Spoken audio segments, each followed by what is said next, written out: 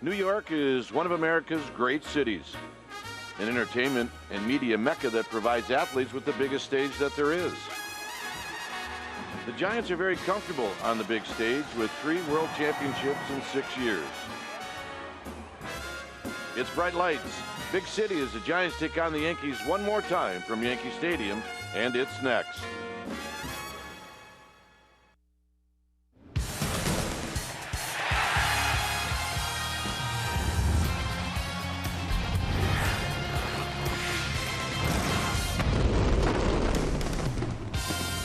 It's Hyundai Sunday on CSN Bay Area as Giants Baseball is brought to you by your Bay Area Hyundai dealers. Today, Giants-Yankees one more time in the final game of the series from Yankee Stadium. Hi again, everybody. I'm Dwayne Kuiper. Alongside me is Mike Krukow. Well, each team has won a close game in this series. This will be the rubber match, and a couple of guys that throw the ball pretty hard on the mound today. Well, you're going to see Nathan Eovaldi with the Yankees and Jeff Samardzija with the Giants, and the two of the best high-velocity stuff pitchers in the game. The key for Jeff Samardzija is to be able to control that high-velocity, great movement, and pound the knees with consistency. You look at his year this year, and it's been a tale of two different stories. The first half of the year, he won 7 games, his ERA in the 2s. The second half, he's won 2 games, his ERA has been in the 6s. So it'll be up to Samardzija to be able to command the knees, and that'll be his key, and he'll be giving his team a chance to do something they haven't done yet in the second half, and that's win a series. Buster Posey, the DH, Trevor Brown will do the catching. Stay tuned. We'll take you to our CSN Bay Area studios for an update right after this.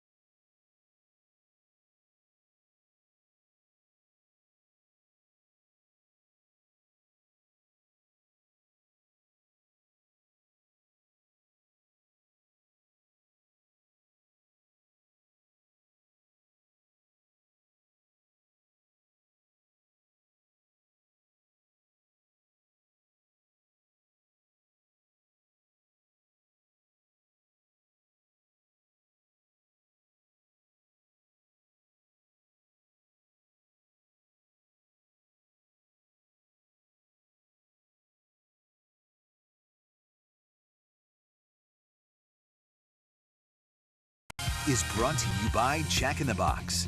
It's back. The Portobello Mushroom Buttery Jack. Taste it before it's gone at Jack in the Box. And by Toyota, the full-line automaker with the longest-lasting vehicles in America. Toyota, let's go places.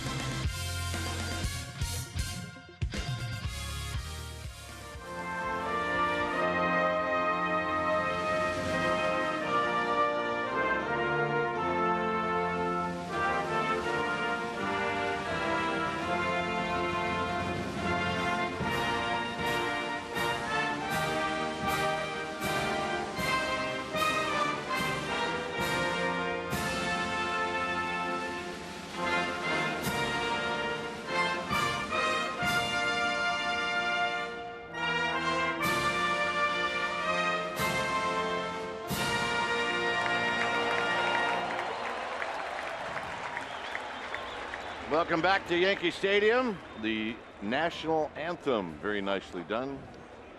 They believe in belting it out here at Yankee Stadium. Quickly. Game time weather is presented by the Santa Cruz Beach Boardwalk. Great day to get to the beach.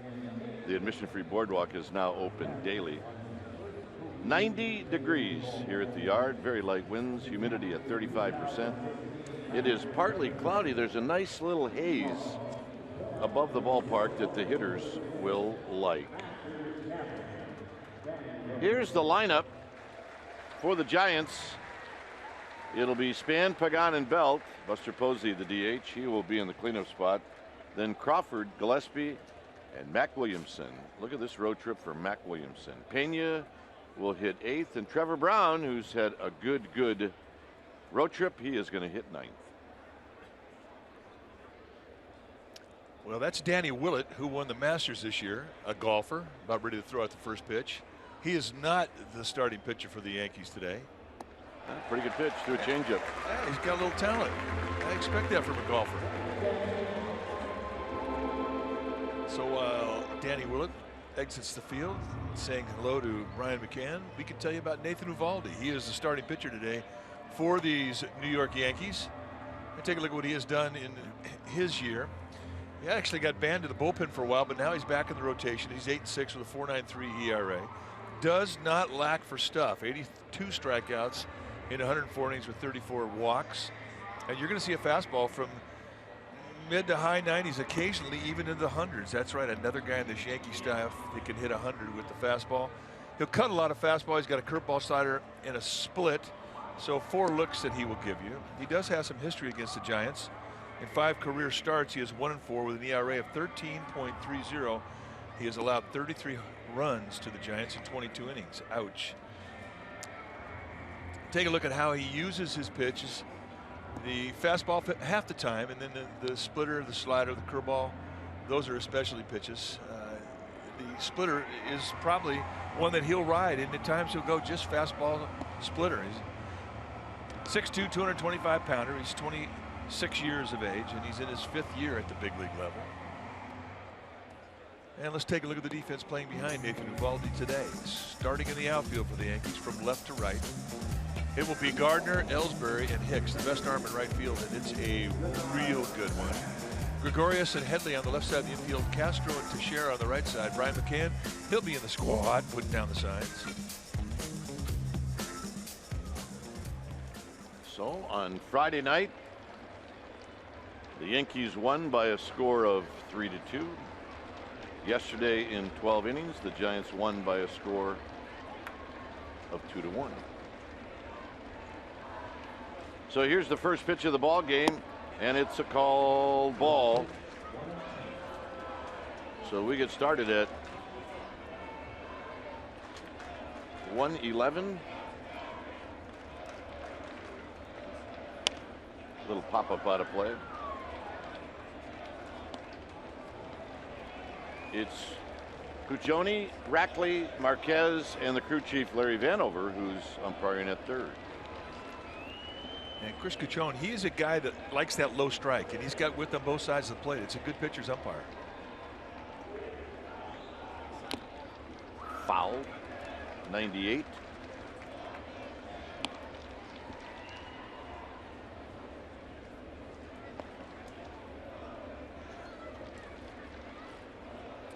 span, hitting at .255. He has 3 hits in 11 at bats in this series, and he takes high. Big time life and movement on that fastball. We first saw Uvalde when he came up with the Dodgers in 2011. He was traded to Miami, and then he came over here last year with the Yankees, where he was 14-3 last year as a Yankee. And he's got no-hit stuff. Chop to second for Castro, and that's how this game gets started. 1 out, and here's Pagan.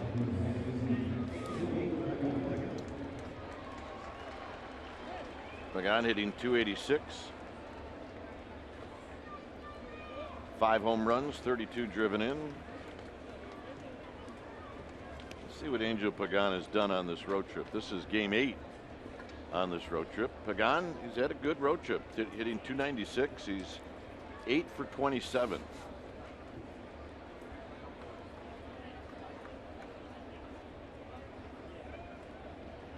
Belt on deck. And a strike at the knees. Span, by the way, on the trip, over 300. He's 10 for 31.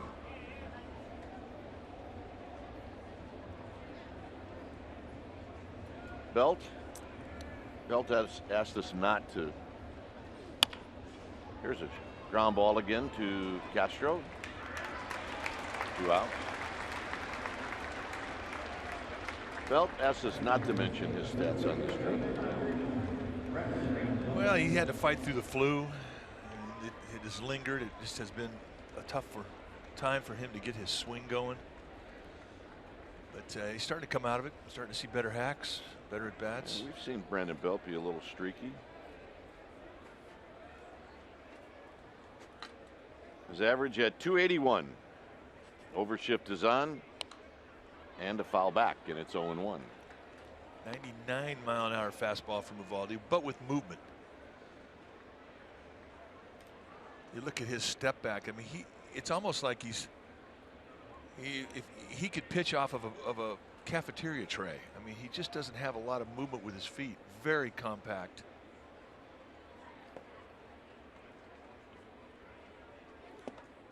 And that pitch runs inside.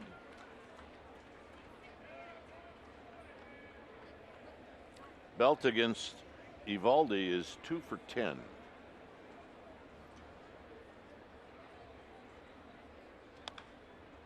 And this is fouled in front of the Yankee dugout. It's 1-2.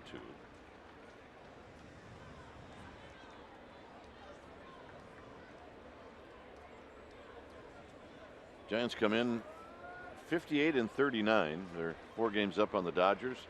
Dodgers won last night in St. Louis. They'll play the nationally televised game tonight.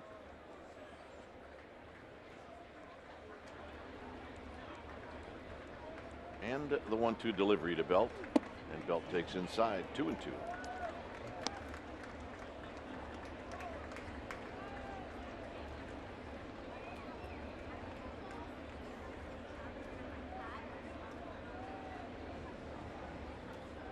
Giants are 29-22 on the road, and Belt strikes out to end the inning.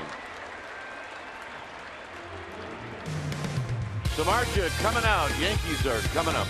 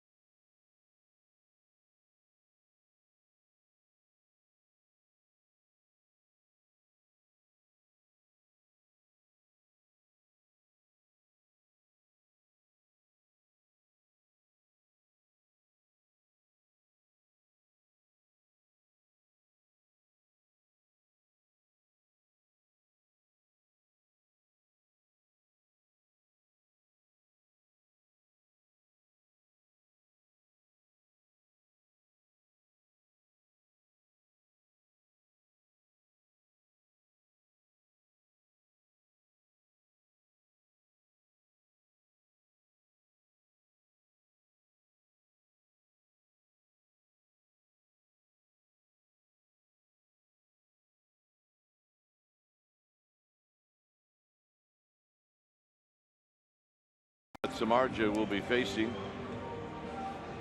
a lot like what we saw yesterday, it'll be Gardner, Ellsbury, and then Carlos Beltran, the designated hitter. Home runs, fourth most by switch hitter. It'll be McCann, Castro, and Gregorius. Teixeira will hit seventh, and it's Headley and Hicks. On the hill today for the Giants will be the big right-hander Jeff Samardzija, 6'5", 225-pound, 31-year-old. He has got 7 years of big league experience. This will be start number 20. He's 9-5 on the year with a 4.05 ERA. With Samardzija, who has a 3-to-1 strikeout walk ratio, which is very good.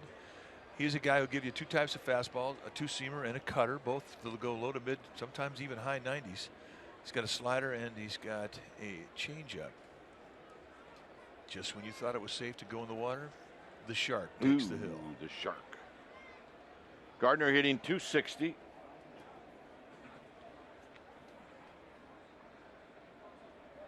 In at third is Gillespie, and there's a fastball high. 2 hits in the series, 2 for 9 for Brett Gardner. Good little player. Lots of speed, can push bunt, drag bunt, and he's got pop in his bat. Samardzija at 95, and Gardner flips this one down the left field line and out of play. Good, great crowds. This one is the smallest of the 3.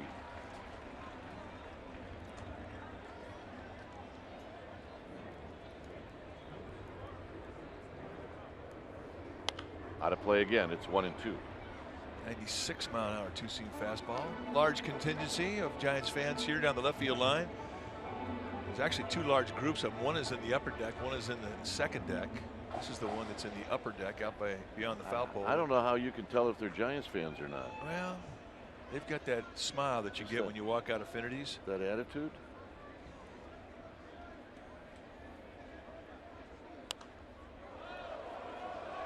Fouled right below us.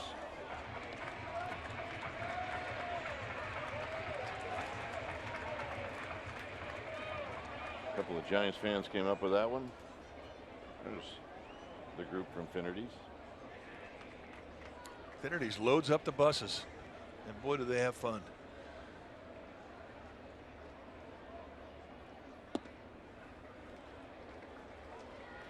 Down and in to Brett Gardner with Jacoby Ellsbury on deck. What does Jeff Samardzija use? Well, about 75% of the time he's going to come at you with hard stuff. The two-seam fastball and the cutter, both high velocity pitches, and then the slider, changeup, splitter.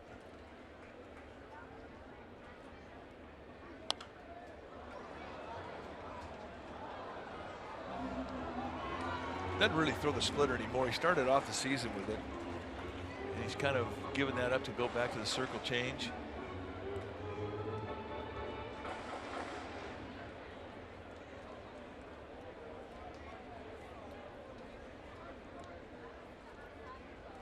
Outfield straightaway, infield straightaway, and it's 3-2. And this becomes a big pitch.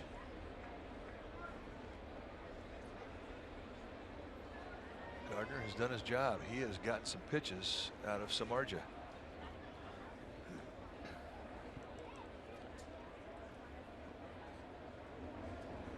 So Gardner waiting.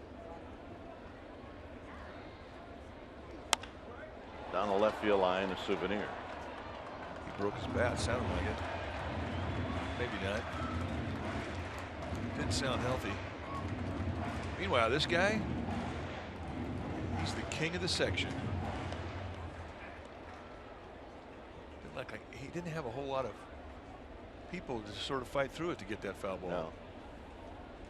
Yeah, that's my guy. And another 3-2 pitch is hit in the air. Pagan, looking into the sun, makes the catch. Let's take a look at the Giants defensively behind Samardzija today, starting in the Giants outfield from left to right. It'll be Pagan, Span, and Williamson. Williamson with the best arm in right field. Crawford, Gillespie on the left side. Pena and Belt on the right side. Trevor Brown, he'll be in the squad, putting on the catcher's gear and putting down the signs.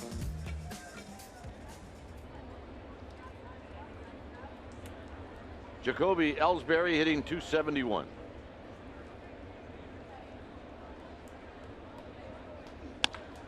On the ground, Pena on the backhand, 2 outs. So a long at bat for Gardner, a short at bat for Ellsbury. So what that does is it makes it a 5-pitch per hitter inning. Well, thank you, Jacoby Ellsbury, for your 1-pitch contribution. Here's Beltran, always dangerous. Pitch is down low. Giants held him down yesterday. Beltran went 1 for 5.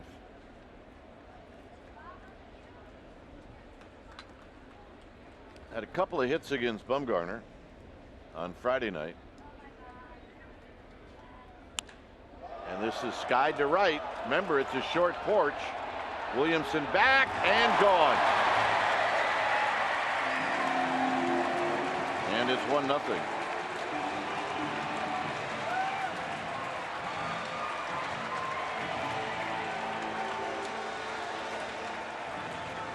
Right field so unforgiving here in Yankee Stadium.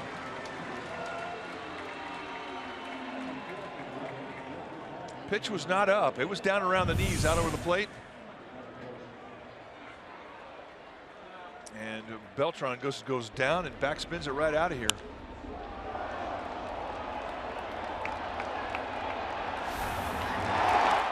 Here's McCann on 1 hop to Connor Gillespie, and that's going to end the inning. Beltran, it's his 21st. Second inning coming up.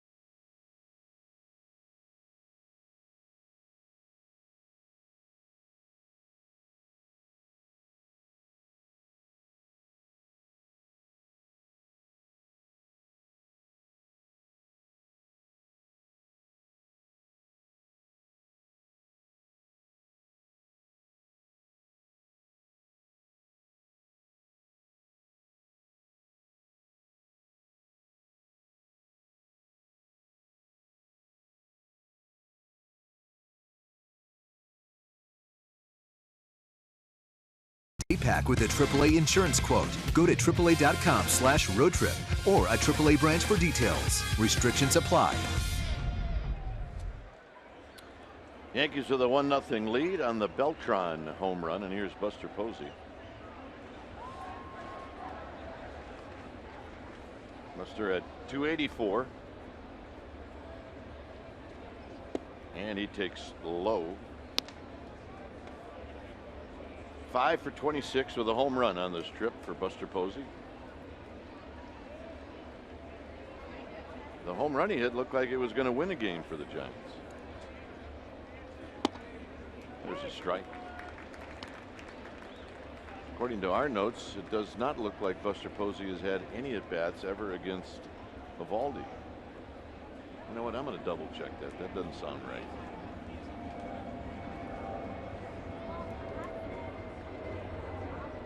Three for 8 with a double. Sounds better. Foul out of play.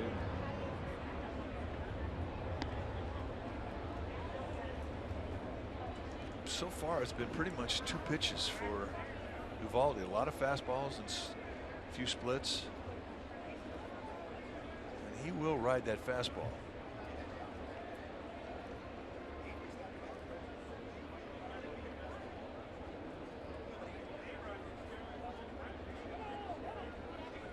Crawford on deck, and then Connor Gillespie.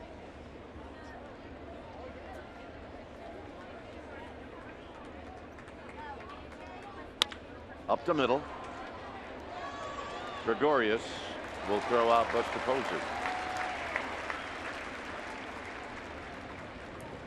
They'll come out to the ballpark early on Saturday, August 13th, as the Giants will honor Hall of Famer Gaylord Perry. The statue unveiling ceremony will begin at 1 at 2nd and King at that gate.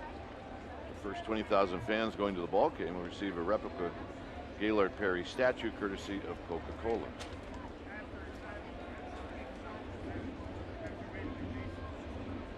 Here's Crawford with 1 out and nobody on.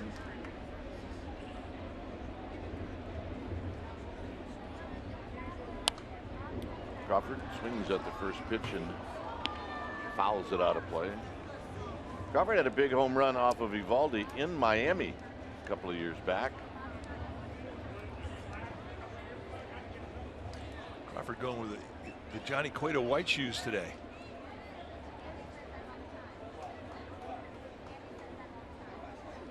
White shoes, white gloves, and it's nothing in 2. And with 2 strikes, the Yankees put on a shift and bring Chase Headley over to the second base side.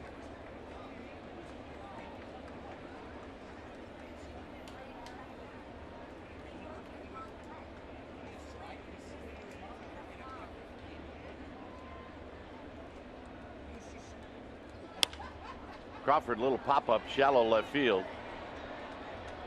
And it's going to be Brett Gardner who makes the play.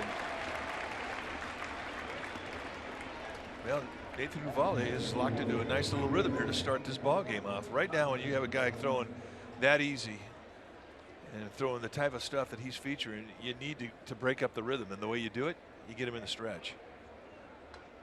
Make him find a new rhythm out of the stretch. So that's the goal at this point, because right now he's got a good flow going.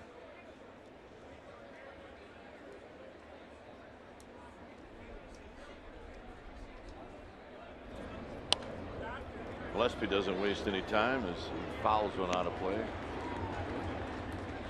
Connor Gillespie 3 for 17 on the trip. Had a pinch hit home run in San Diego.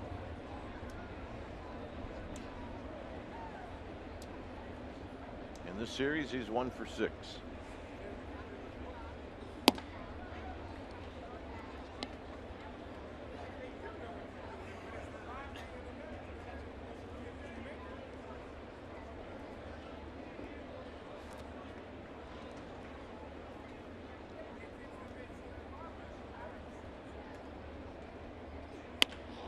Shoots it into right, and it's going to fall. Hard to get a ball to fall in front of the right fielder, but he does. And Uvalde goes in the stretch. Right now it's time for our Togos big play the Togos way.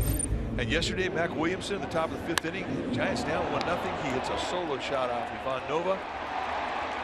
That tied it, and then in the 12th inning, a go-ahead RBI single off Anthony Swarzak, and the Giants would break their 6-game losing streak and win that game 2-1. He had both RBIs. That's our Togos big play. Well, he's going to see another good fastball here as he steps in against Nathan Eovaldi with Gillespie at first. Teixeira holding him tight. And it's outside for a ball, 1-0. Nowhere near the amount of wind here in this ballpark today like we saw the first 2 days of this series. Just kind of a lazy, hot summer afternoon here in New York. But you expect that there will be good carry, especially the right side of the field.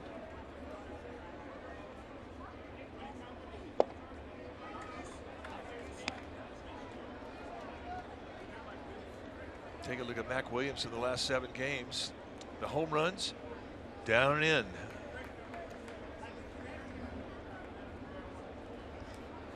Well, he's going to get something here to hit. And he rockets it into left field for a base hit.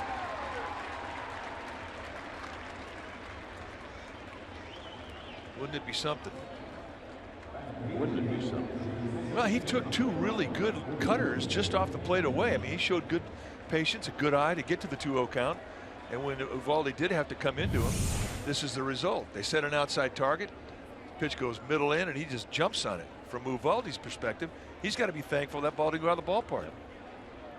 And right now, Williamson is figuring that he's going to hit everything hard. Here's Pena. Pena's had 7 hits and 27 at bats on the strip.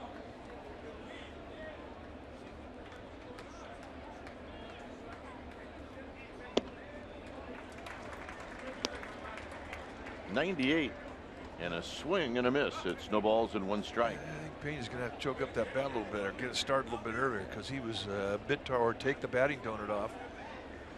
One of the 3. Or leave that wake-up call a little earlier.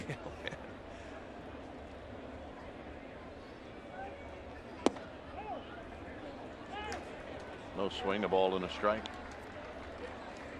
Larry Vanover, our crew chief and third base umpire today, saying no swing. Pena's 1 for 9 in the series. The one hit yesterday. A hit here could tie the game.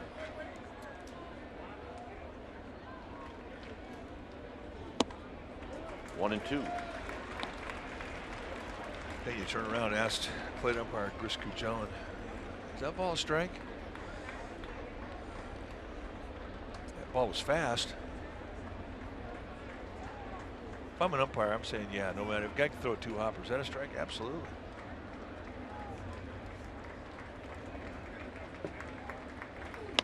And a 1-hopper on the ground to Castro.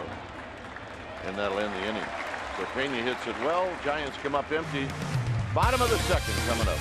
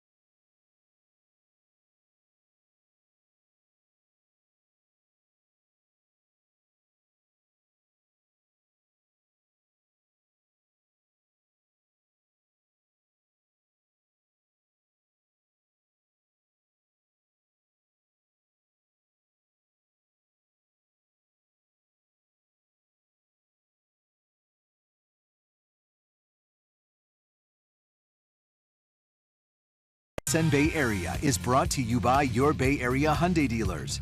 Great deals on amazing cars are going on now at your Hyundai dealer. Visit buyhyundai.com today. Carlos Beltran, a solo home run. It's 1-0. Is Starlin Castro is going to hit first. then Didi Gregorius, and then Mark Teixeira. Against Jeff Samardzija, who threw 13 pitches in the first inning. And here's a strike. A couple of guys that used to be teammates. Came up through the Cubs system.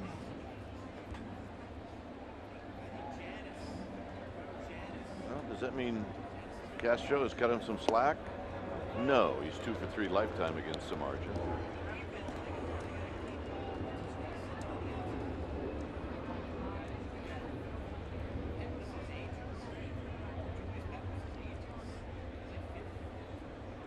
Oh, and 2.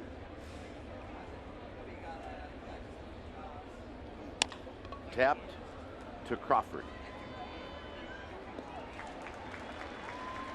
How about Brandon Crawford? He makes 3 errors on Friday night. He was originally charged with an error yesterday. The official score wisely changed it. And then the last out of the game took a bad hop on him. It's like, have a weekend. And this is after the New York Times wrote the article on Thursday morning about Crawford, rightly so, being the best defensive player in baseball.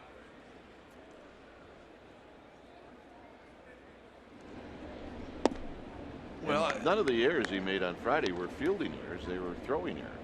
If they don't write that article about him in the New York Times, he doesn't have an error. He doesn't miss a play. So I'm blaming the article.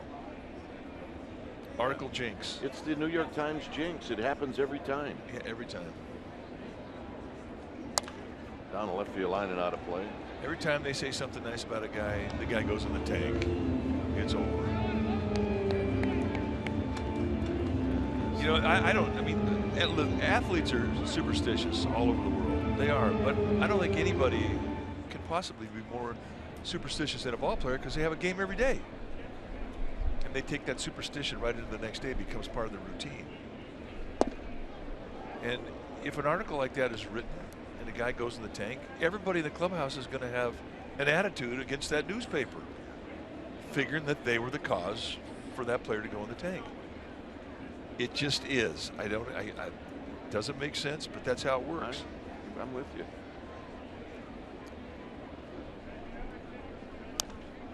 And that's tapped foul.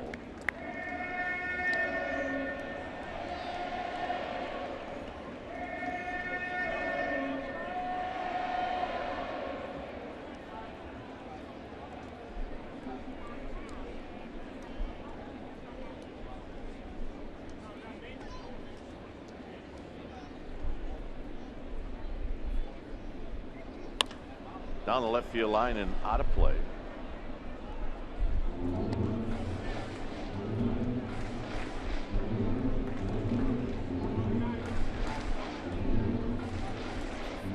Lots and lots and lots of Giants fans in every game on this road trip. It really has been fun for us, for the players, all of us in the Giants organization, to see the support that our Giants fans have given this team.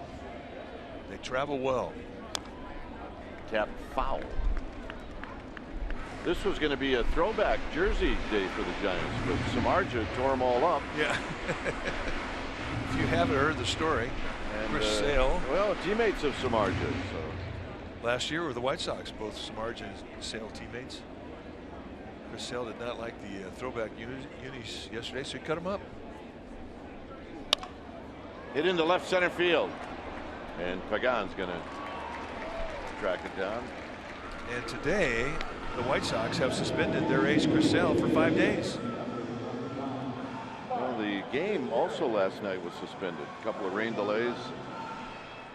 So they'll finish it today. It's a suspended 3-3 game.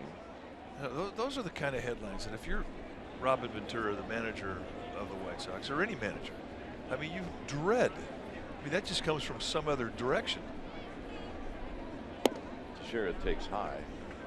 And look, slumps are part of the game, injuries are part of the game, but when some guy goes and cuts up the uniforms and causes quite a controversy, you're not expecting that type of news flap dropped in your lap. You know, the only other time I remember something close to that is when Al Oliver cut his jersey. We had Al Oliver was our teammate in 1983 with the Giants, and so it was opening day, and he got the new unis. He goes, "Yeah, we got to trim this up." So he cuts the tail off his uni, and he cut a little too much. He couldn't tuck it in. Skied out into right center field. Span looking up. Gone. 2-0.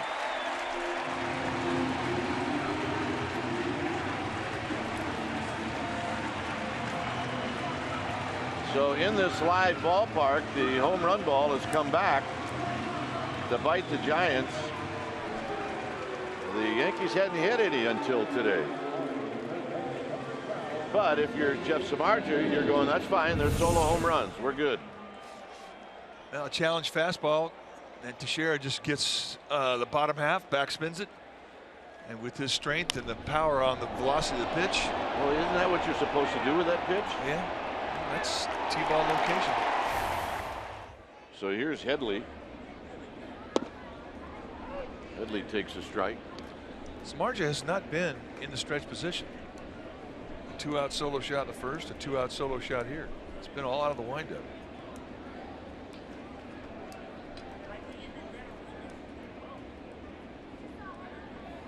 Headley's 5 for 13 lifetime against Samardzija. Anyway, the point was Chris Sale got suspended for 5 days. They announced that today, correct? They did. Crawford's going to reach up and make the catch, and that'll end the inning. Third inning coming up. It'll be Brown, Span, and Pagan. 2-0 Yankees.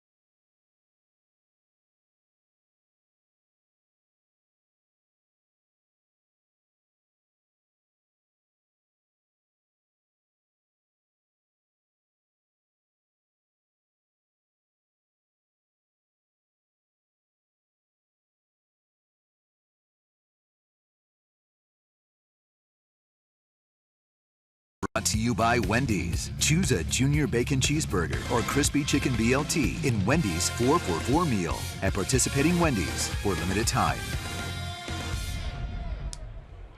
2-0 Yankees. Is Trevor Brown is going to step up, and he takes a strike. Span and then Pagan.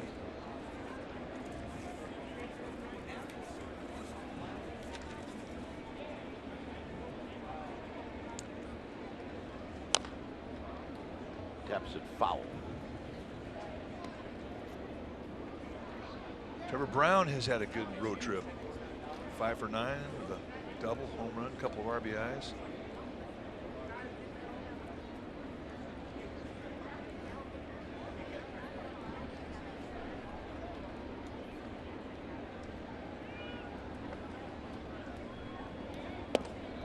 One and two.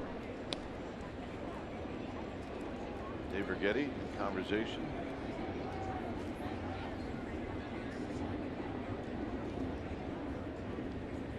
I'm not sure who's sitting on the other side of Samardzija. Tapped slowly.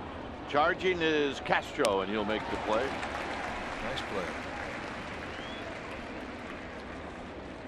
Well, the Nationals are coming to San Francisco from Thursday, July 28th through Sunday the 31st. And the first 20,000 fans will score a Buster Hugs mug on Saturday the 30th, courtesy of AAA. And on Sunday the 31st, the first 30,000 will receive a Bruce Bochy gnome presented by AT&T.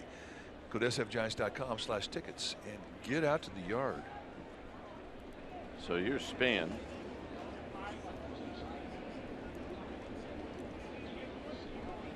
See, it's Brandon Crawford sitting next to Samardzija. Span bounced out to Castro. First pitch is wide, 1 ball and no strikes. We always talk about the dialogue that's going on in a big league dugout. For the most part, hitters talking about hitting. And a lot of starting pitchers, you know, they don't want to talk. Teixeira with the play.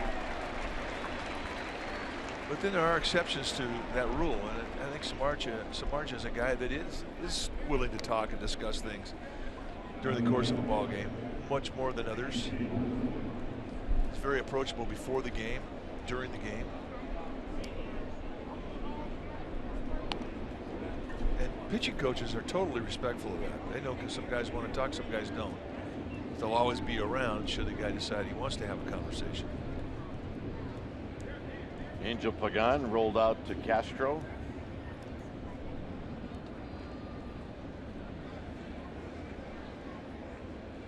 And he takes a strike.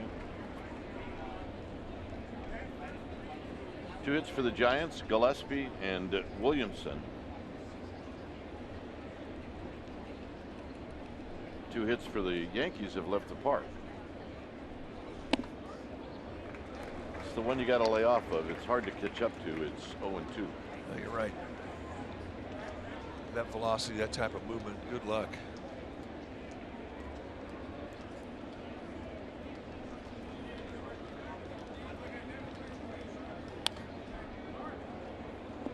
I'll tell you one thing about Evaldi, I mean, he's a different guy out of the stretch. Yeah. I think one of the keys to this game is going to be the leadoff hitter in every inning. The sooner you get him in the stretch, the more opportunities you're going to get. He's out of the windup. He's got a nice rhythm.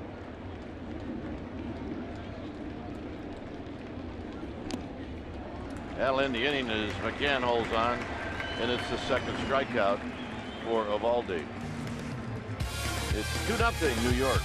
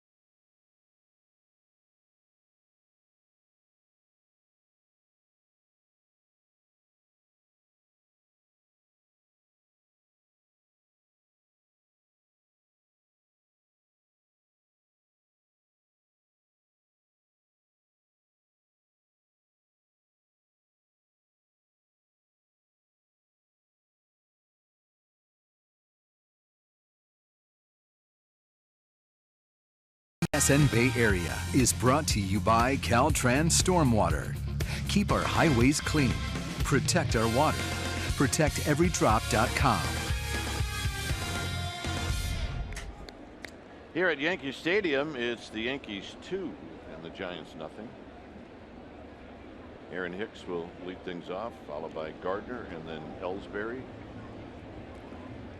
Gillespie in at third, and the first pitch to Hicks is hit up the middle. Crawford's going to dive, and he can't get it. So for the first time today, Samardzija will be in the stretch.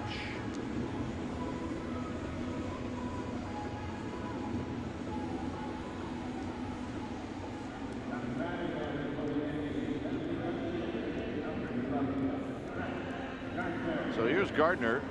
Gardner hit a long at bat in the first inning and ended up hitting a fly ball out to Angel Pagan.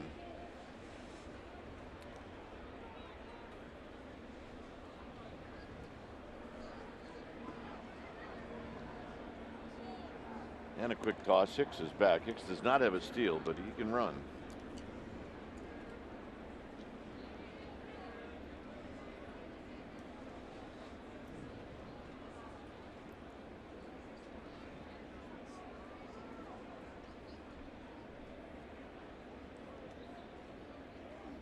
Out of play.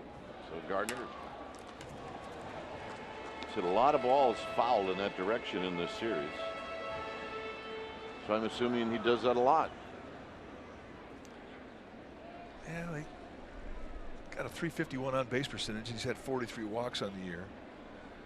And what we saw in the first at bat today, he has a good eye. He fights off pitches. He'll get pitches out of a pitcher.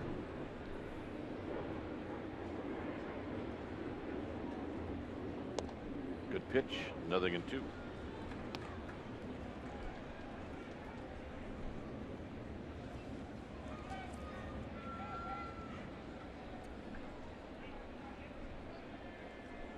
Ellsbury and then Beltran. A lot of lefties coming up here against Samardzija. Samardzija taking a long time. On the ground, Crawford. Crawford shovels it to Pena on to first. Double play. Nice turn by Romero Pena. 2 outs. And that's only the second time this year that Brett Gardner has hit into a double play. Nice little flip. Just a nice quick exchange and delivery from Pena. He's got a good arm. Yeah, it's nice to turn that double play at second when you've had a lot of games that's short in your career.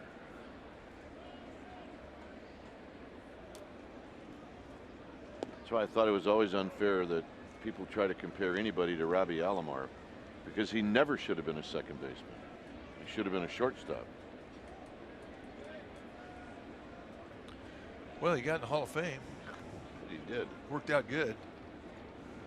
And if he'd have played short, he probably would have been in the Hall of Fame. Span on the move, and that's going to end the inning. For the Giants, it'll be Belt, Posey, and Crawford. 2-0 Yankees.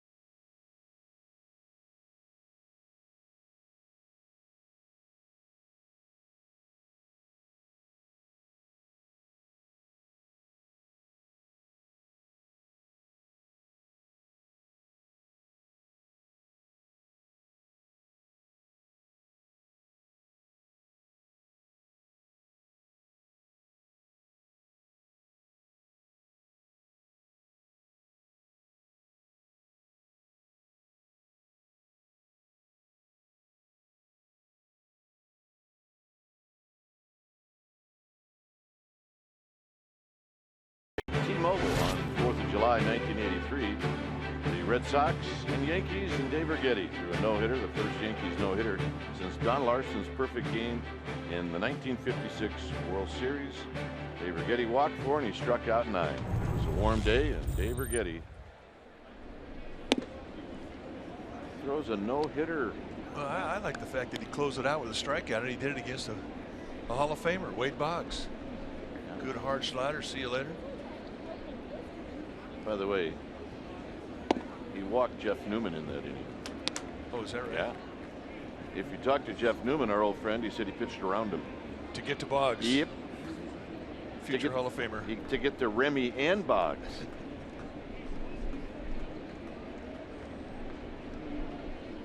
Belt, 3-0.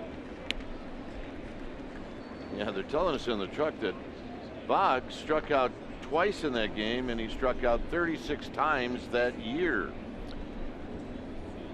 There's Dave Righetti, 17th season as the Giants pitching coach. And in our opinion, we think he's the best in the business. Struck out Dewey Evans twice in that game.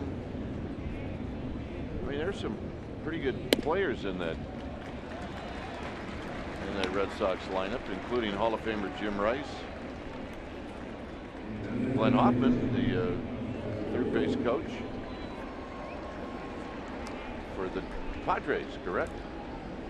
That is correct. So Belt takes the walk, and now Mike gets his wish. A leadoff hitter getting on base, getting Eovaldi in that stretch.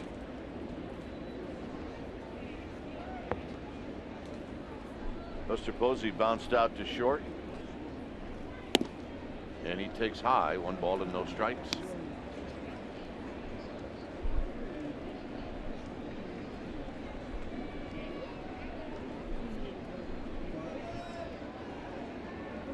Crawford on deck, 2-0. Yankees here in the 4th. Out of play. This one stung into the luxury suite level and then down below. Somebody's got to make a play up there. Well, nobody was home. It was one of the empty luxury suites.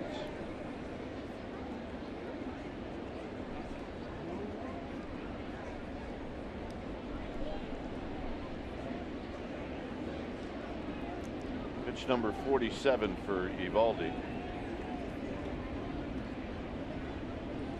And a rocket up the middle for a base hit. It's a 96-mile-an-hour fastball, and here comes Crawford.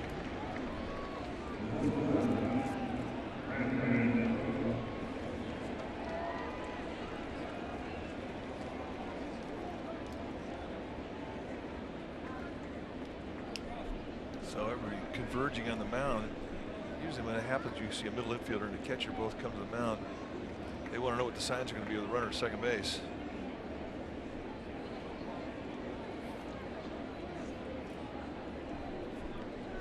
It's a little odd because they had a runner, Giants had a runner at second base back in the 2nd inning, but they may have changed him up. So Crawford steps up, get a pop up to left field. He's going to be sitting on the first pitch, and he's going to be sitting on a fastball. And I don't know, what's 93? Cutter. He was not looking for that movement. He was looking for movement going away. I think in his mind right now, he's thinking left center field gap.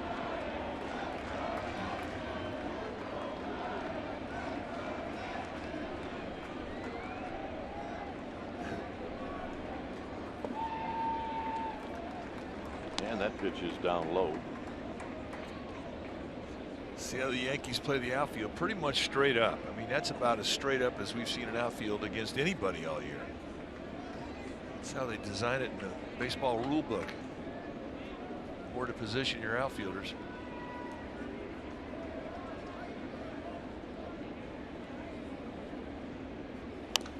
Crawford fouls this one back.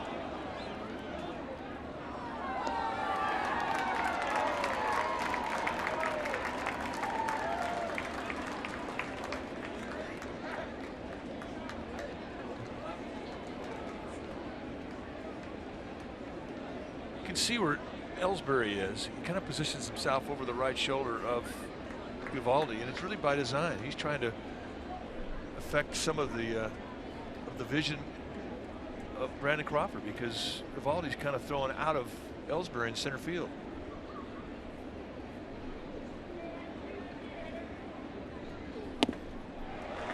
Got him. 96 to right across the letters.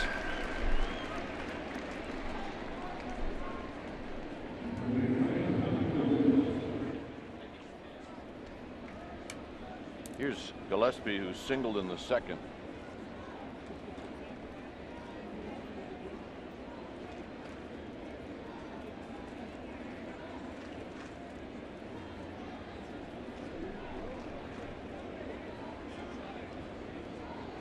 Belt walked, Posey singled. Giants have not had a good series hitting with runners in scoring position. Well, and neither have the Yankees, for that matter.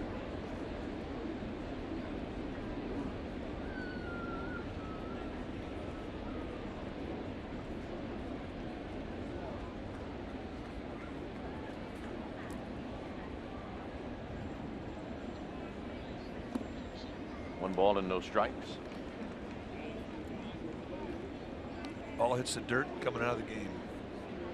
I was watching the Ken Burns documentary on baseball, which I do every year. I love it. And they're talking about a game where they used one ball for 9 innings. They used one ball. Yeah, nobody got any hits that game. I mean, one ball. They rub up about 12 dozen, and they probably go through most of them in a regular game. 2-0. And if they start to get to the bottom of the bag, they'll go out and rub some more up. And it is the duty of the umpires to rub up the baseball, although a lot of umpires, they'll hand it off to a clubhouse guy who takes care of the umpires. But there's a specific way that a baseball has to be rubbed. You can't just throw a brand new baseball without any rub on a baseball, any mud on the baseball.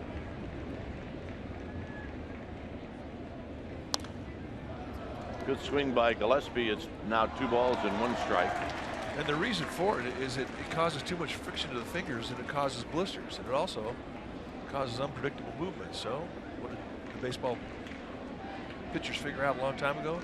You need a little rub on there, a little mud.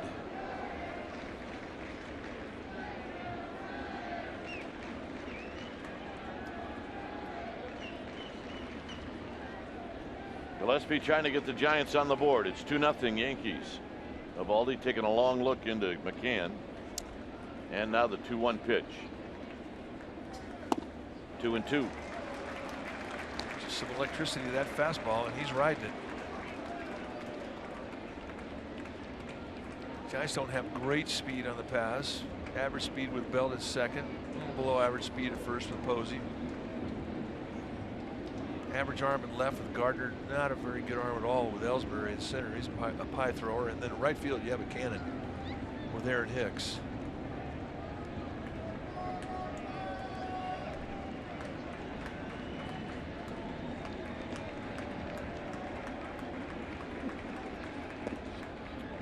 Well, Gillespie's got it to 3-2, and now if you're a guessing man, and I'm not saying Gillespie is, you'd think you'd see a fastball here. Well, given what Eovaldi has shown the Giants that he can get over, he really hasn't convinced them he can get the breaking ball or the split over. So yeah, I'm thinking fastball, and this is an opportunity for you to do that very thing, to guess.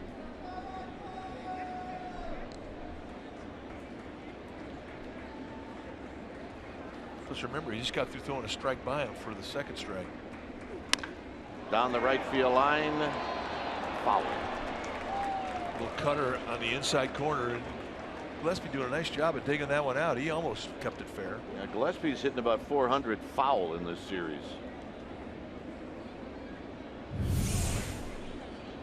Here comes the cut.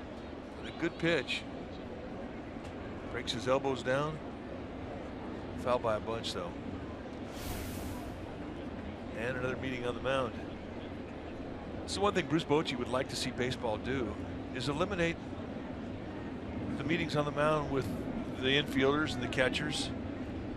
If you're looking to speed the game up, let your meetings on the mound come from your pitching coach and your manager. Sign language.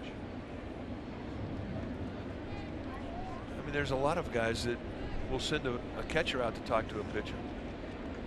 And then when the catcher comes back, then here comes the pitching coach.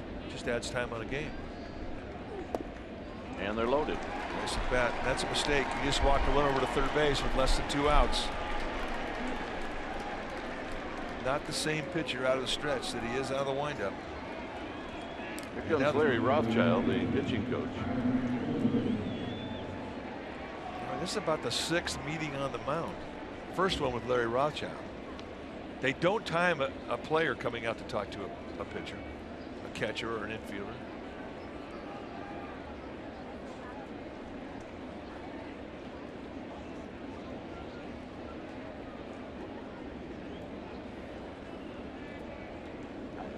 You know what, Mike? If this is bothering her, if you think it's valid, we'll call the commissioner this week. We'll see if we can talk to him. Put that on our agenda for Tuesday, will you? Got it.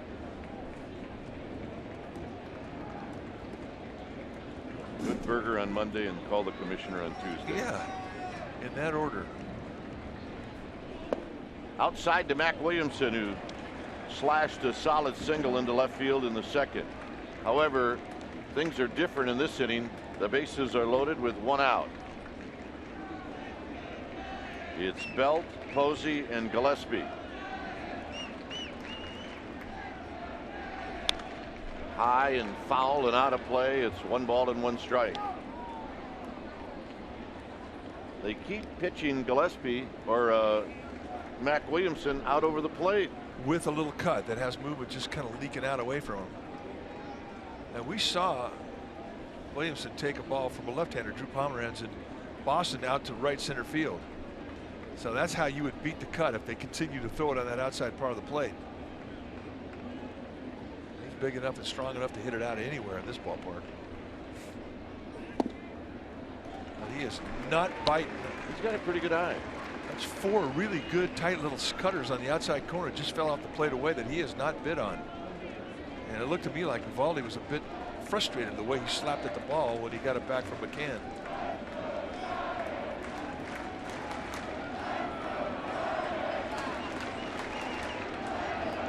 So Williamson has worked the count to 2 balls and a strike.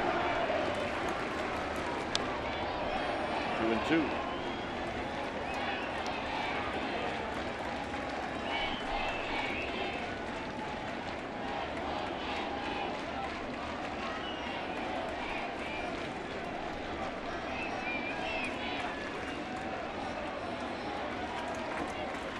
Eovaldi looking for the strikeout. Williamson looking to put the ball in play. It's 2-2. See what McCann and Eovaldi come up with.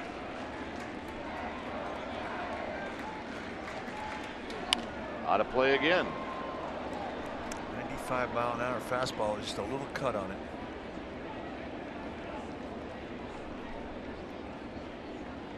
You could say right now the Giants have their best hitter up. He's been the hottest hitter this road trip and the most productive.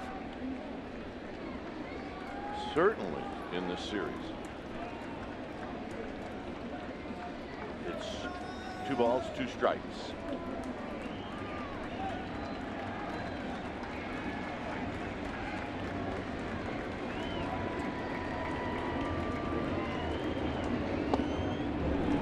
Another great cut and another great take from Williamson. Just another testimony that he is seeing it. I'm always thinking, I can't believe that guy's laying off that pitch. Well, it'd make you think you don't want to throw it again.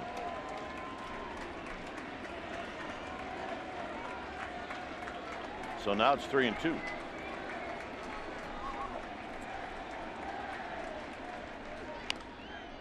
And a little pop-up, which is going to be as good as a strikeout. So he throws a slider on the payoff pitch, and it's got a little backup to him, and he winds up getting jammed with it. So it winds up being a pretty good mistake for Eovaldi. And the Yankees get the big out they were looking for. Well, just a little cement mixer. I mean, that's just a hanger he got away with. You can see the reaction from Williamson. He knew he missed a mistake. Well, Pena got 2 quick strikes on him. He eventually then hit a sharp ground ball to second. So he's got a shot here still to save the day. And he's got a little pop in his bat too. Yes, he does. And Pena, he'll swing for him. Especially when you have a short porch like they have here in Yankee Stadium in right field.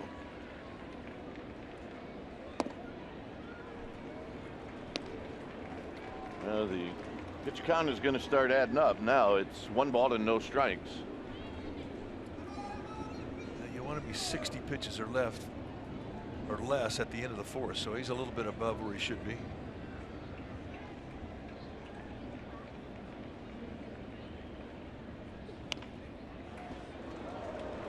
Cutter really has been a go-to pitch for Eovaldi when he's been behind in the count, both to righties and lefties.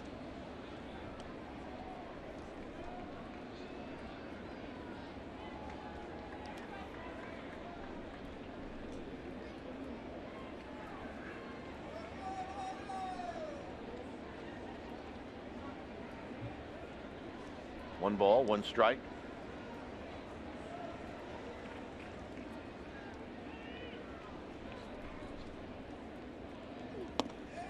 One and 2. Now there was the gamble to try and get something long in the air to right. So now he shortens up.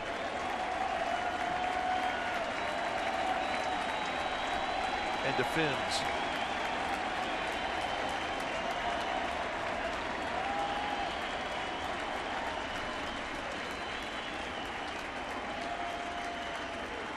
And the 1-2 pitch. Here it is.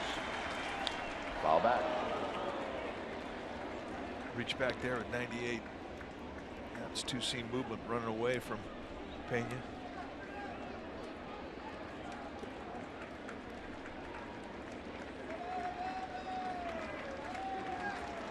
Belt, Posey, and Gillespie.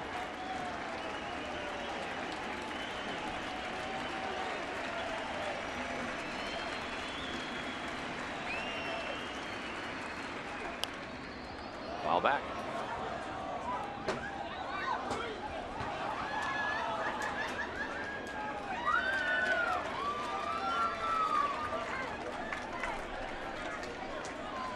That sounded like it hit the top of our tin shed back at the farm like 3 times. Exactly what that sounded like.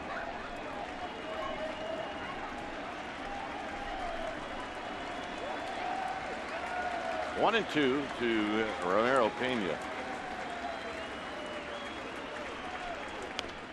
And this is off his foot. Pena, who still hobbles around like his ankle is bothering him, has now got other problems.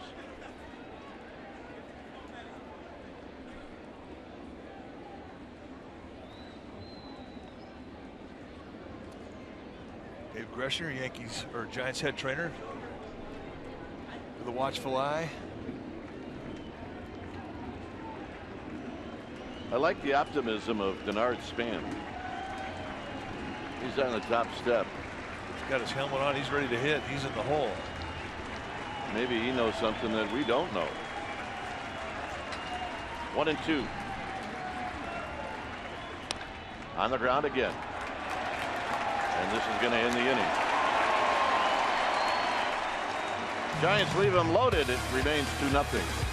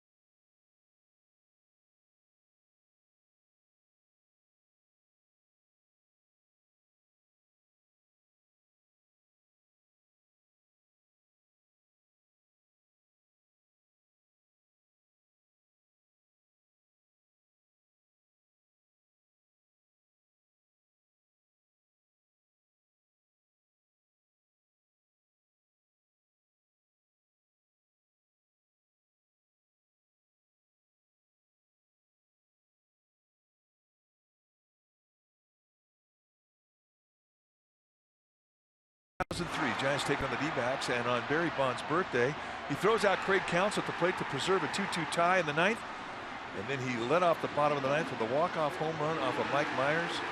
Let's listen to my partner's call. Swing and a drive.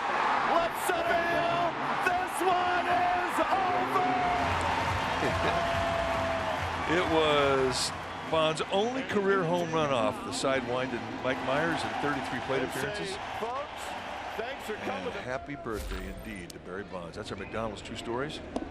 Mike Myers now works for the Players Association. He does, here in New York.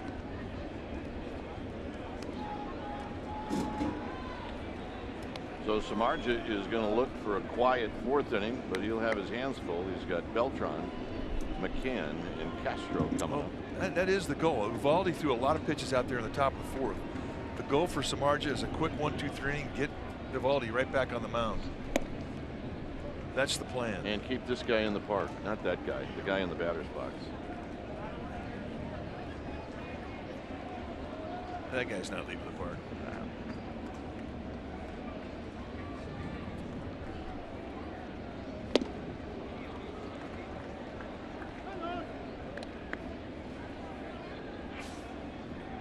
The all-time career home run list. Carlos Beltran climbing up the ladder. The next guy to pass will be Darrell Evans. If it wasn't for you, they'd be tied. That's true. Last pitch I threw in the big leagues, Darrell Evans hit a home run and moved past Duke Snider on the all-time list. I was not happy with Darrell one day. I thought he was being really unfair to you, given the condition you were in. Heck, he did me a favor. You were topping out at about what? 78. Literally.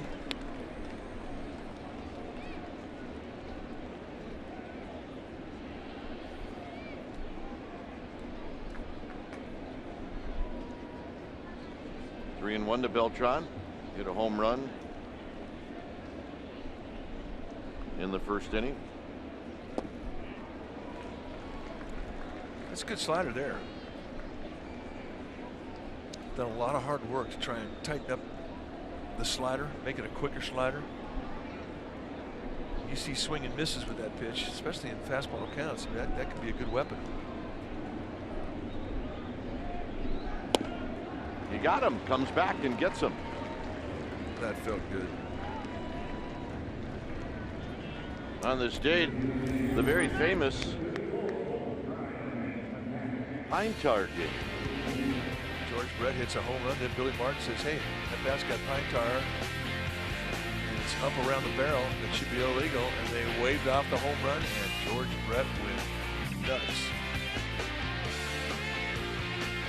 That's excellent snappage right there. You know, I think it was Getz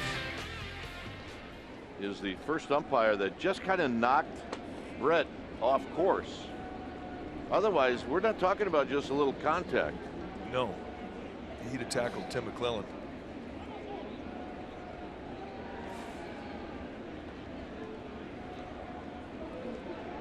McCann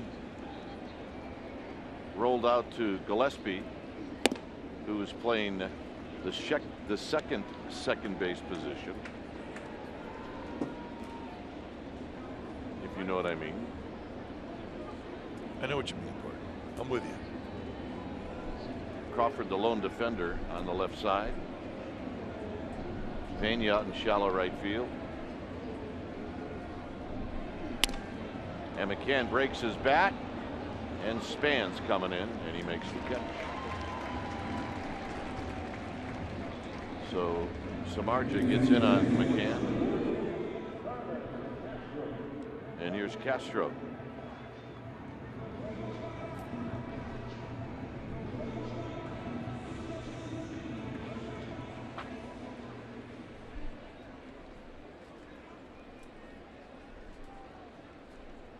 Castro is bounced out.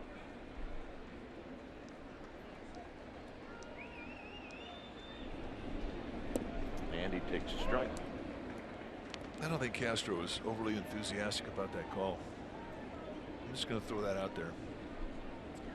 Well, better the first pitch than the fifth.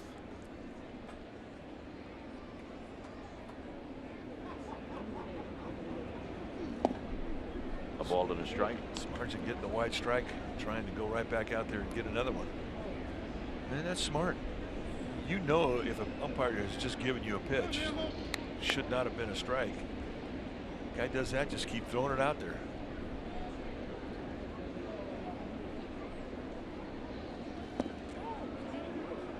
Hey, David Rackley got into the act. Now Castro's not happy. It's 1-2.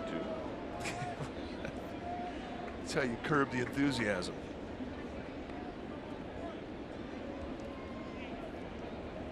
That was a good show. I think they should bring it back. And that's going to end the inning. Rough at bat. Castro says, well, I'll be responsible for one of those strikes. Giants are coming up.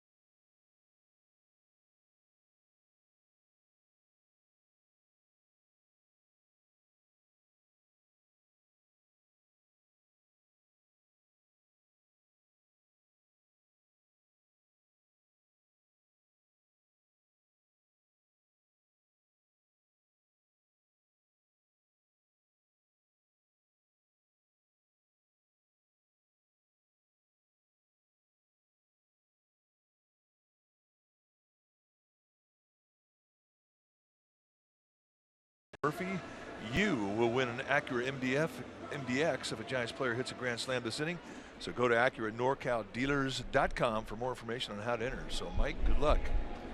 Here's Trevor Brown, and then Span, and then Pagan, and Brown takes a strike. Giants had an opportunity in the fourth, and they let it get away. And they'll try to create an opportunity here in the fifth.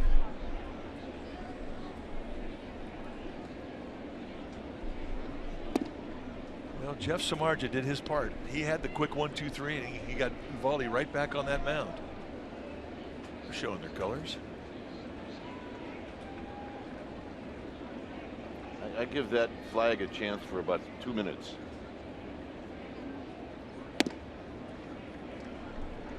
Well, some ballparks they'll let you hang flags and signs. At other ballparks, no.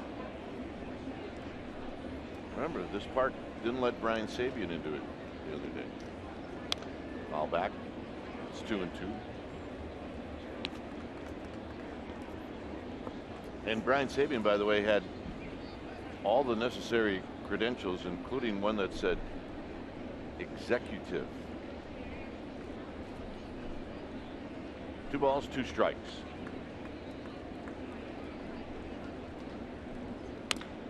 Up the middle, but Gregorius is there.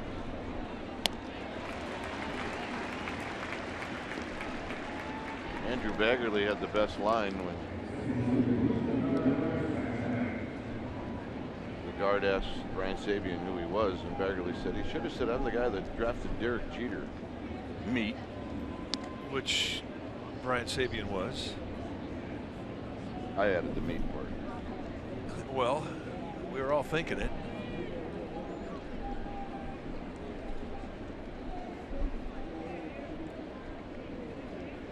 span has bounced out twice.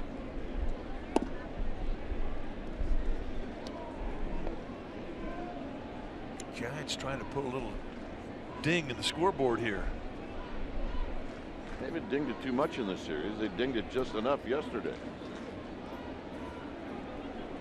4 goose eggs.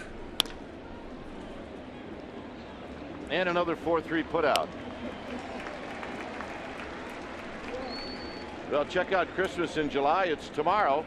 And you receive one of the following items: a Giants Nutcracker or Pence on the Fence. And you get a ticket to see the Reds play. sfgiants.com/special events. Hey, I want to say happy birthday to my son Bake, who was actually on the road trip with us, Boston and New York. So happy birthday, Mead. Here's Pagan. Pagan takes inside, 1 ball and no strikes.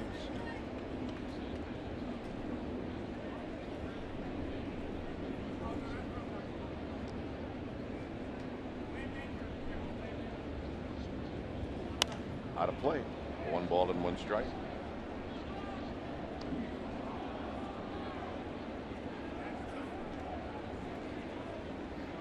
Navoli rubs up the baseball. 81 pitches. The Yankee bullpen is not throwing, but there's some guys out there stretching and acclimating, which is as important as stretching in this type of heat. And a base hit for Pagan, and this will be more than just a single, and now it gets away, and Pagan's going to go for 3, and he's going to make it.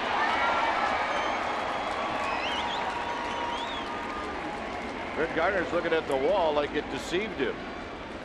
Well, I mean, he knows that wall well. Not often he gets fooled on it. He's played a very clean left field this series. But what do you say we make this our Ford right choice? Moving away, going away, right down the line, and out of the box. You got to figure that Pagan's thinking double, and here's where he gets a little break. The ball hits something that kicks away from Gardner, and with Pagan's speed, and he was in position to take their base, and he does with a belly slide for a triple. Our Ford right choice.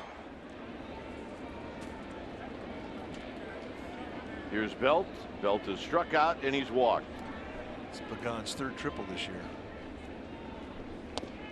And Belt takes him right down the pipe, and it's no balls and 1 strike.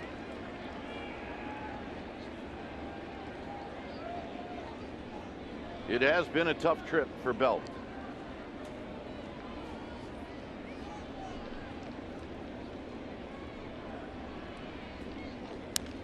And it's 0-2. Belt is now 2 for 31 with 16 strikeouts on this trip. Yeah, it's a rough patch, a rough spell, rough patch, which becomes a rough spatch. But he's that way. I mean, he's streaky.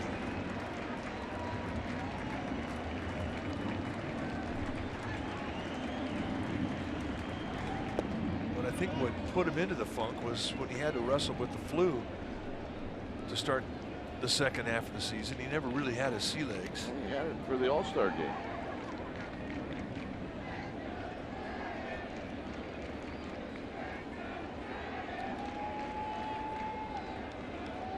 It's 1-2. Overshift is on, and the pitch. Little foul out of play. It remains 1-2.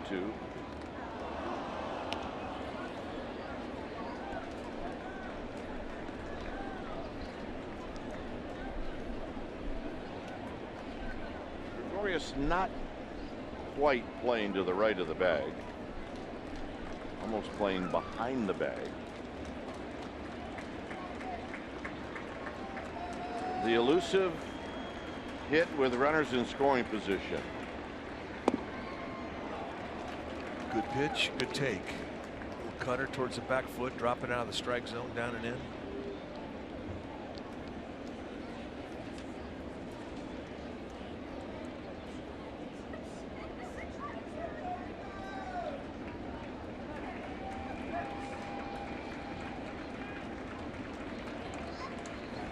Got him.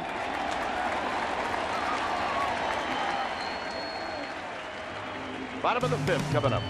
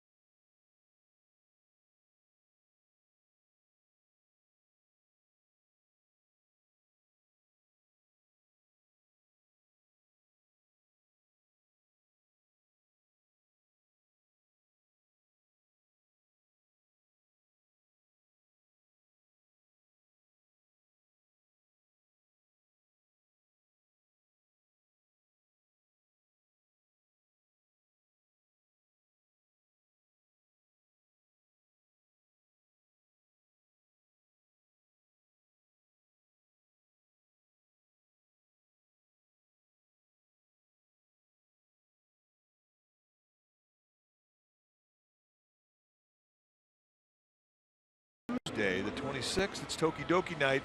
The special event includes a Romo Tokidoki figurine and a ticket to the game versus the Reds. Go to sfgiants.com/special events. Check it out. It's Tokidoki.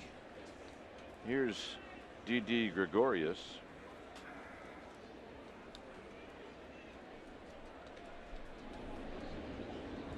And the pitch.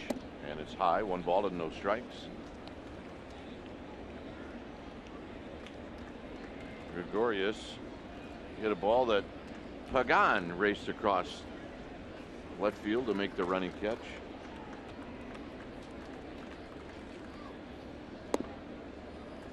Ooh, backdoor cutter. He thought he had a strike there, didn't get it. So 50th birthday bucket list: Red Sox, Giants, Cooperstown, Yankees, Giants. So happy birthday.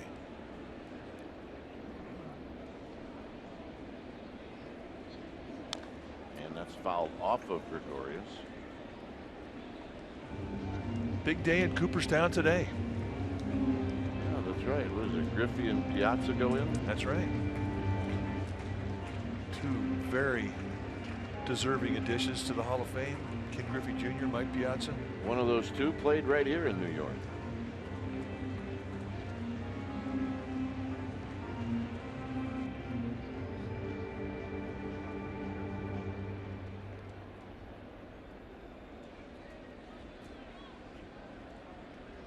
Two and one.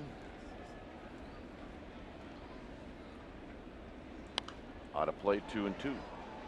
It's always a big,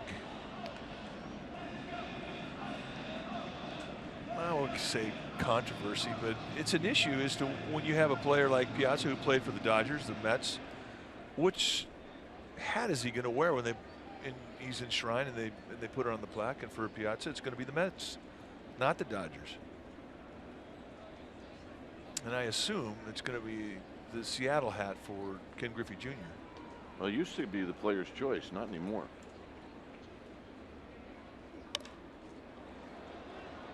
Pagan is right there waiting. Well, Say Tuesday is back, so come out and watch the pregame show live from Willie Mays Plaza. Pregame live will start at 6:30 on CSN Bay Area, the first 500 fans are going to get a cheer card and an authentic Giants fan blanket. How about that?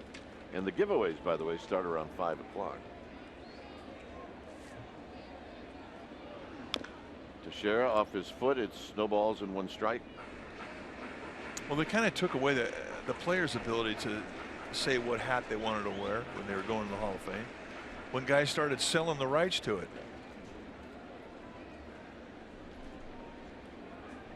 Which I'm glad they're doing it this way. Yeah, me too. I mean, you could offer your opinion. I don't have any idea what the Indians would pay me when I go in. Big iron. You think so? Okay. Yeah. Big iron. Cubs for you? I mean, my goodness. Or the Phillies, for that matter. They might pay you a heavy chunk. Big iron.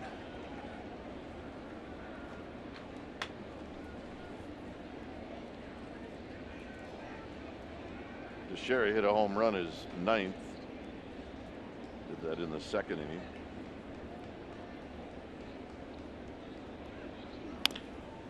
This is foul.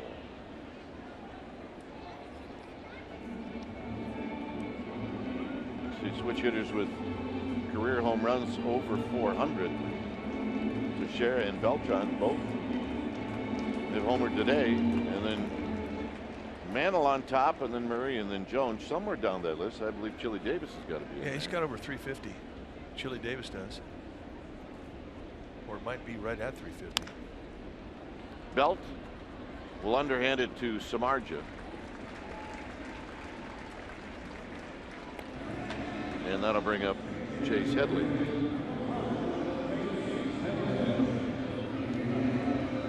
Samardzija has to be happy with the results he's having today. I mean, look, he's given him a couple solo shot home runs, but he has really had nice knee-high command with his pitches. Well, one a Yankee Stadium home run. The other one to Teixeira was hit pretty good.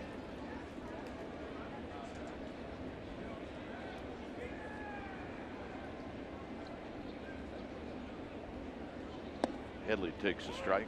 That pitch right there has been for him. I mean, the breaking ball, he's come around that outside corner to lefties a lot. He's kept it down around the knees.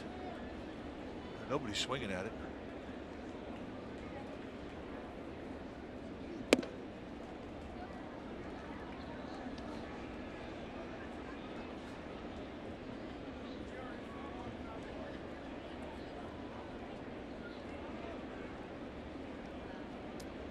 This will be pitch number 60 for Samardzija.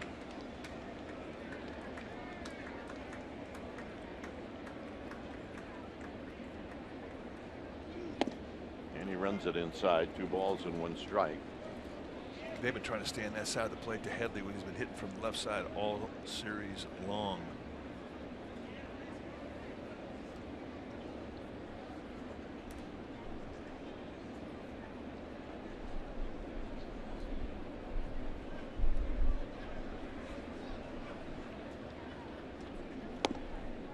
And a strike, so he gets the call. Again, coming in from the backside with that little backdoor breaking ball. Got the first pitch, got down to the count 2-1, came back, got the second strike with it.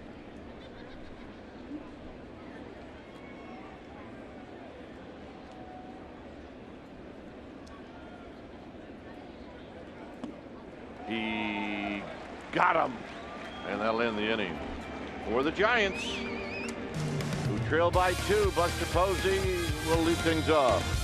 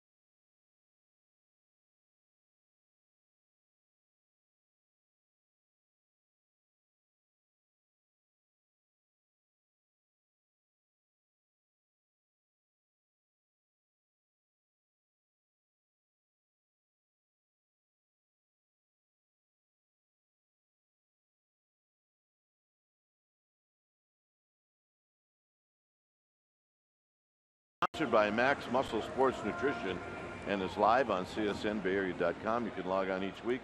Is insider Alex Pavlovich talks baseball, and you can also check it out on iTunes. Larry Baer is Alex's guest this week as Buster Posey takes a pitch high. Giants have been able to get the leadoff hitter on base against Uvalde one time, and that was his highest pitch inning. And that was when Belt walked in the fourth. Buster followed it with a line drive up the middle for a base hit.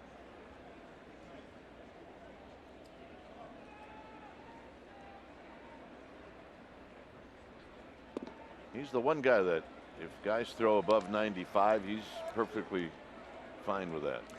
I think he prefers it. Well, he's going to try to get on for Crawford.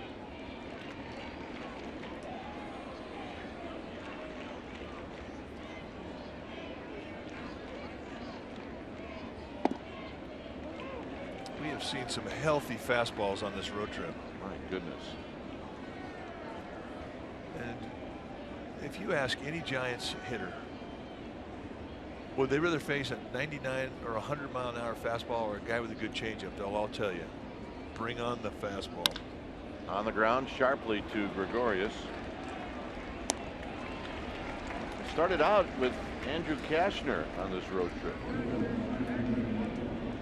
Kashner had been horrible, and boy did he pitch well against the Giants.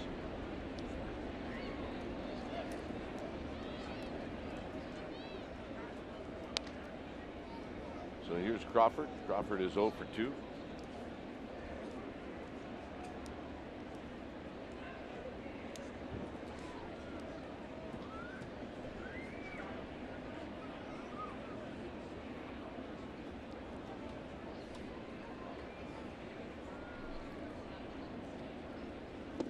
And on his hands, and it's no balls and 1 strike. And I think that's the one pitch right there that is so dramatically different out of the windup than it is for Uvalde out of the stretch, and that's the hard slider. I mean, that's a quick, wicked breaking ball. Backs it up with a 98-mile-an-hour fastball right through him, and with 2 strikes, now we see Chase Headley come over to the right side of the infield from the third base position. And in 2 years, there's going to be a pass rusher in the outfield.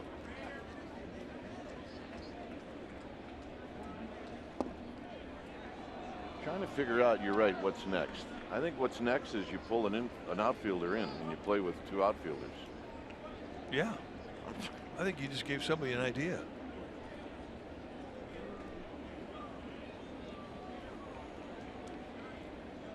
I think our commissioner would have a heart attack.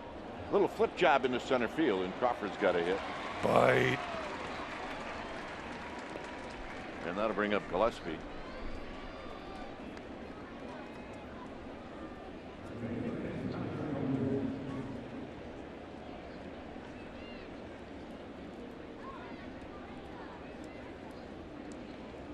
This is the game you really have to fight yourself with if you're a player. It's the last day of a long road trip.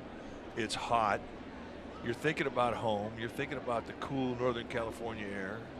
It's real easy to get distracted. You have to really force yourself to concentrate and stay in the game.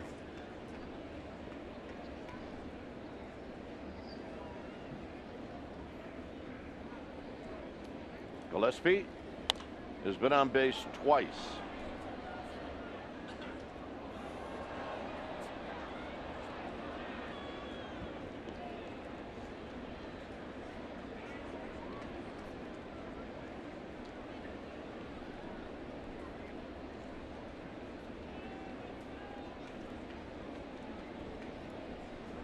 Mac Williamson is on deck.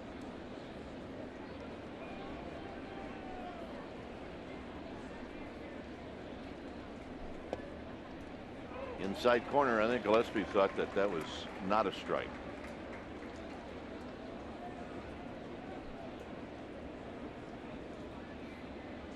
You know, I think that, you know, all of these defensive sets are, you know, they're based on statistical information.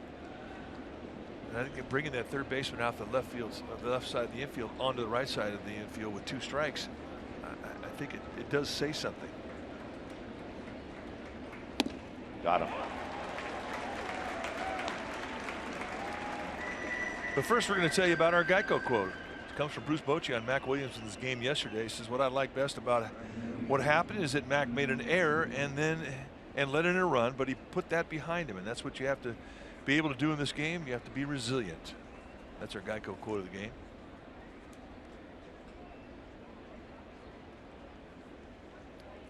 So Williamson in the batter's box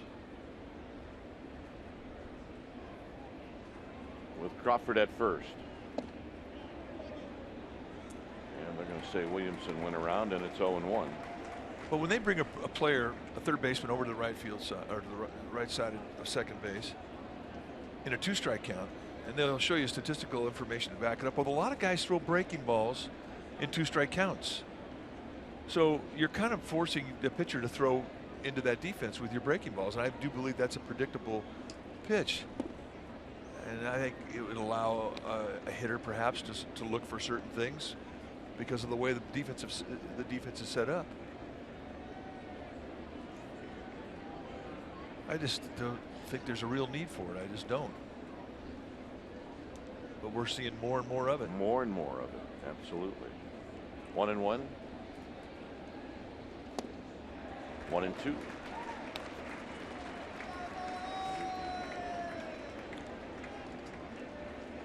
Evaldi's now over 100 pitches, which means the bullpen is going.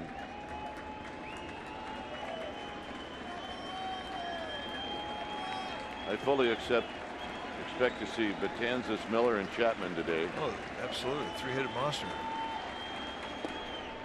2-2. Did not miss much up and away with that fastball.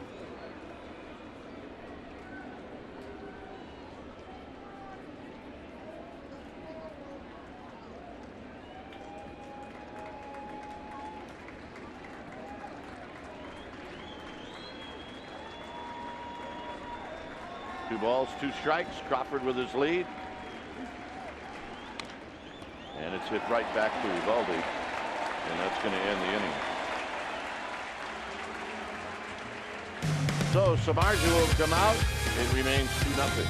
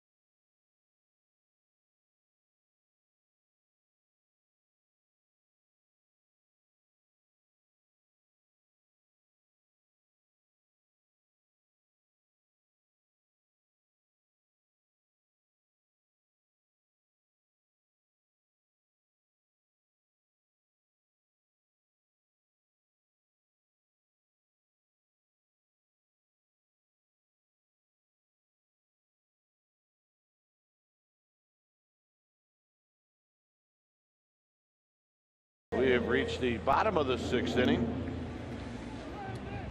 Aaron Hicks will lead things off. It'll be Hicks, Gardner, and Jacoby Ellsbury.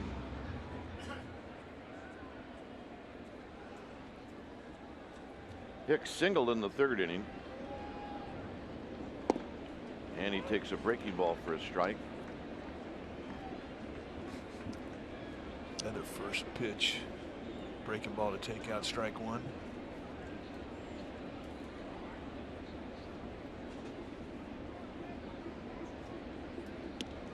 And that goes to the backstop. 1 ball and 1 strike.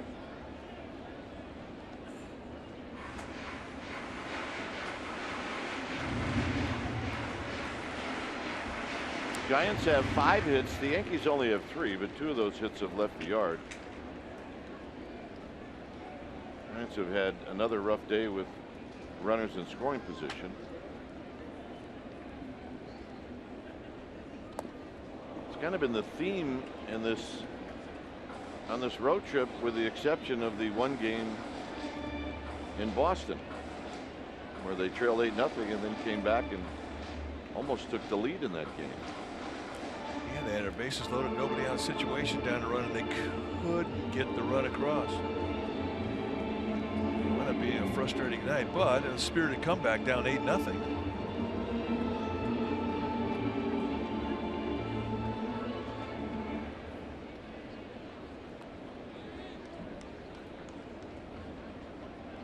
Balls and a strike.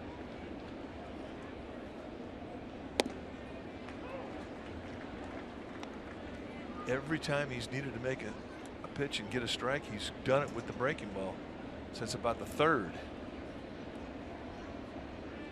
And no Yankees are swinging at it. It tells you one thing: they're all up there looking for gas.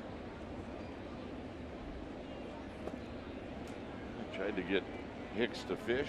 It's 3-2.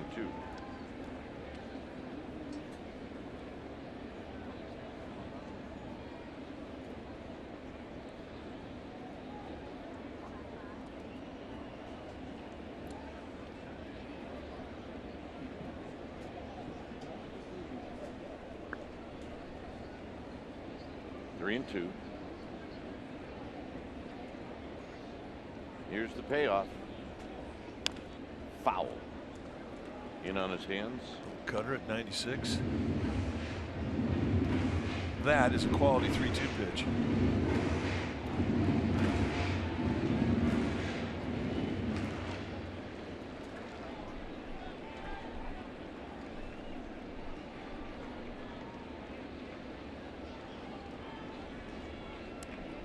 And another 3-2. Here it is. Foul back, an emergency swing. Another good breaking ball.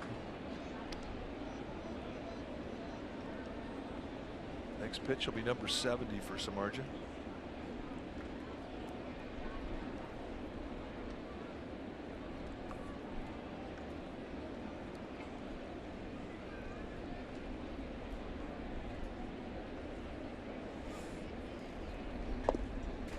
And the walk. So it winds up being a nice at bat for Aaron Hicks. And that's the first time since Hicks' last at bat that the Yankees have been able to get a leadoff hitter on against Samardzija.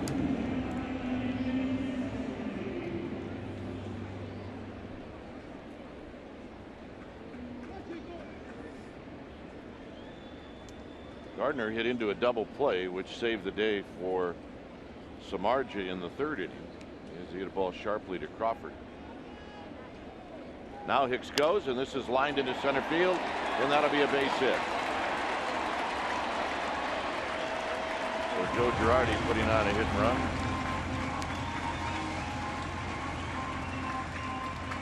And that'll bring up Ellsbury.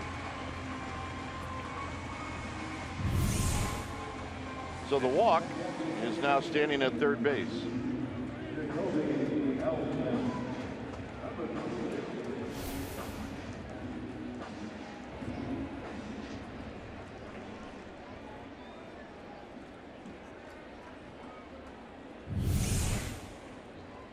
Just a nice job by Gardner going right back up the middle. You're betting on contact when you send that runner. He didn't have a great jump.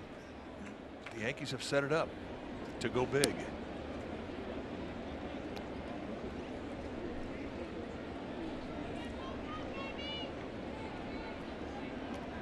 Ellsbury has hit into 5 double plays on the year, if you're thinking about it.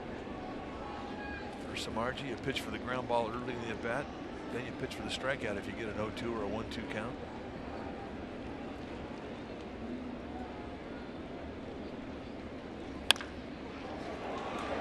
They got 1 and they got 2. What a great play by Pena. Coming in to score is Hicks. It's 3-0. That's the best double play they've turned on this road trip. That was outstanding. And remember, you've got good speed with Ellsbury coming up the line. Completely lays out from the knee, and then he gives it to Crawford, who has a quick flip exchange into the barehanded rifles a bullet to belt. And that is the big leagues. Well, what it does is it limits the damage, and now here's Beltran. And Beltran takes in tight for a ball, 1-0.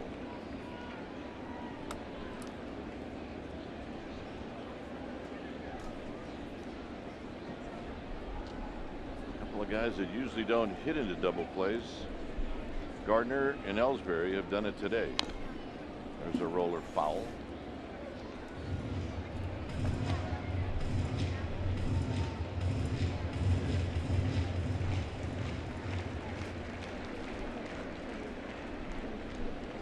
It's ironic that Samardzija's only walked 1.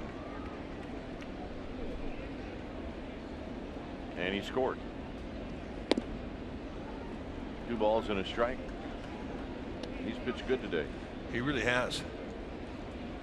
And he has to be happy with the performance of his off-speed stuff. He's throwing more sliders, cutters, and splits than he has. Right there, I mean, you have to throw a quality breaking ball to get a swing through strike from Beltran. And he struck him out with the same type of pitch in his last at bat.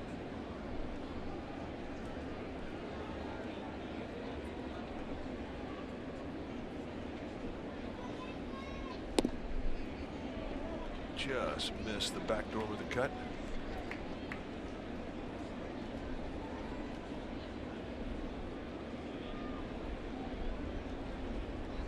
Three and 2.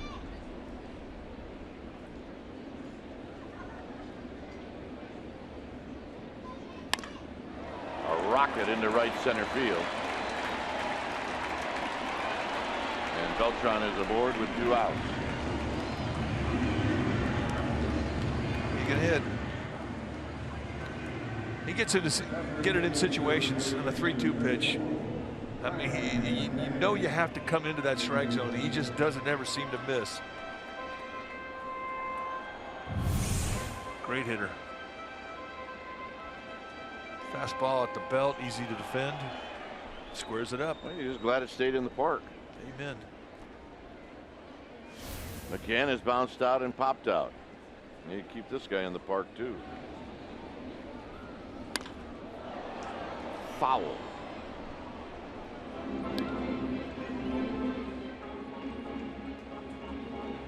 McCann had a chance to win the game in extra innings yesterday.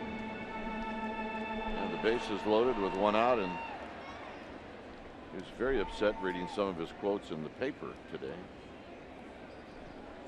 Said he got a good pitch to hit, he just didn't do anything with it.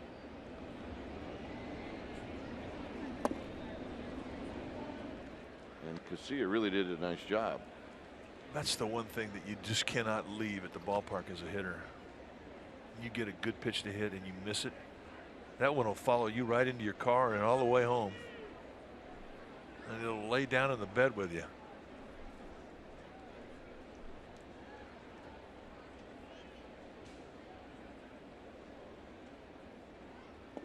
And McCann goes around. This is Carlos Beltran in a Giants uniform. And one was against Matt Latos. There's a water shot. I thought he looked good in that uni. He did. That was back in 2011.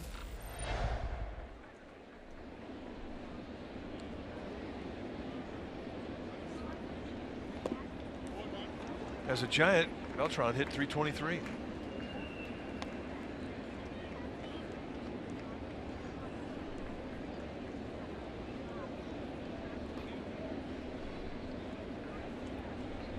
A run in for the Yankees. And it's 2-2 to Brian McCann.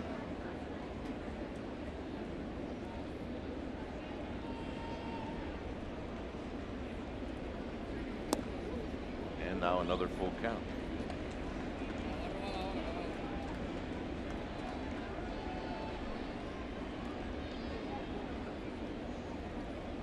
So another 3-2 payoff pitch.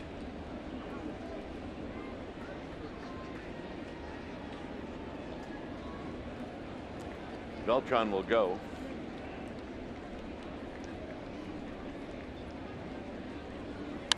And it's wrapped into left center field. That'll be a base hit. Pagan's going to go to third where there's nobody there. And that'll put runners at first and third with 2 outs. Again, a get it in situation, and McCann just laid out a rope. Well, not a hanger either. Pretty good pitch. A breaking ball down around the knees in the middle of the strike zone. But Samardzija had to make him swing the bat. Nice little job of defending the strike zone by McCann. And very quickly, Giants bullpen getting ready and active.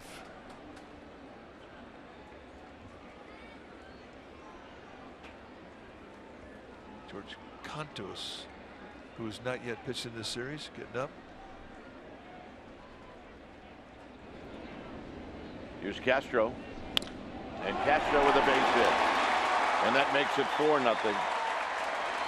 So this comes after 2 outs and nobody on. And that's 4 hits in the inning and a walk.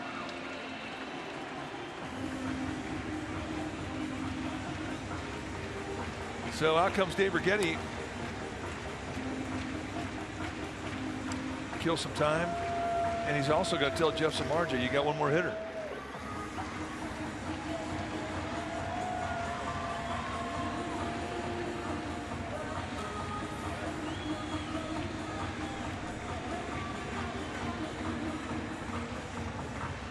That is definitely something that a pitching coach will tell a veteran. So from the veteran's perspective, you hear that and it's all right. Dig deep, let out the shaft.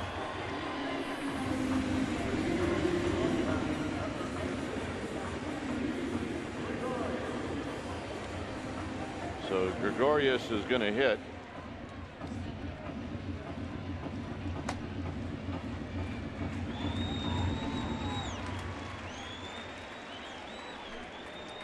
It was a walk to Aaron Hicks that opened up the inning. And that one a nice play by Brown. 1 ball and no strikes.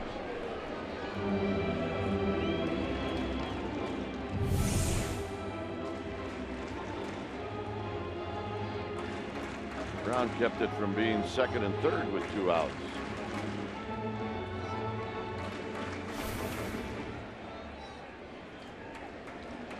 Giants are still within striking distance, but they got to stop it soon. Struck well.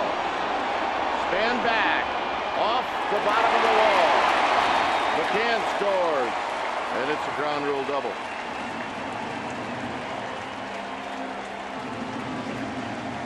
And that's it.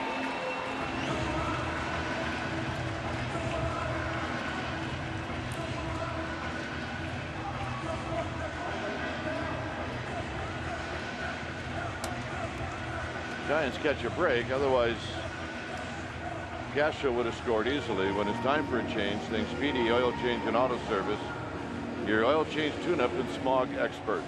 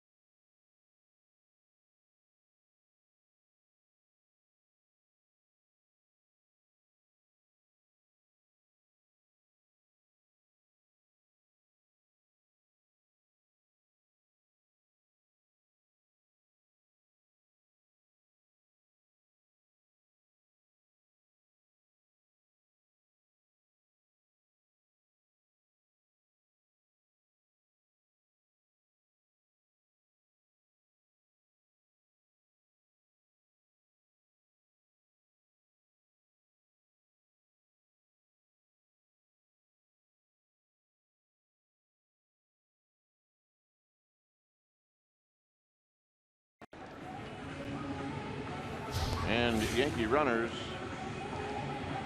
all over the place. George Cantos, 35th time he's come in, 2-1 with a 2.86 ERA, and for George Cantos, this has to have a little emotion attached to it. He came up through the Yankee organization, so here he comes back to New York to pitch in Yankee Stadium. I said when he came up, he was with Dylan Betances in the same class. I said, did you always know that Dylan Betances was going to be a big leaguer? He goes, oh, are you kidding? With that stuff? So what about you? Did you always know you're going to be a big leaguer? He says, I hoped. Well, he's had a nice career as a Giant. Yes, he has.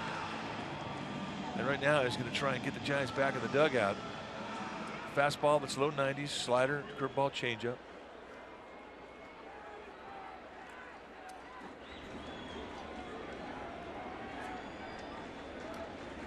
Teixeira will hit with Castro at second and Gregorius at, check that, Castro at third. Gregorius at second, and there's a pitch wide, 1-0.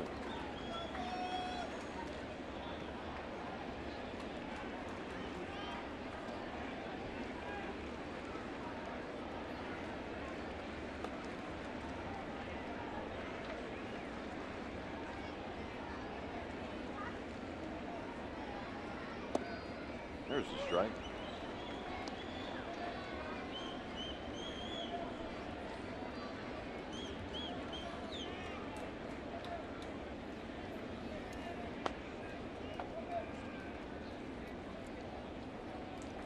And Samardzija, as the note says, responsible for both runners.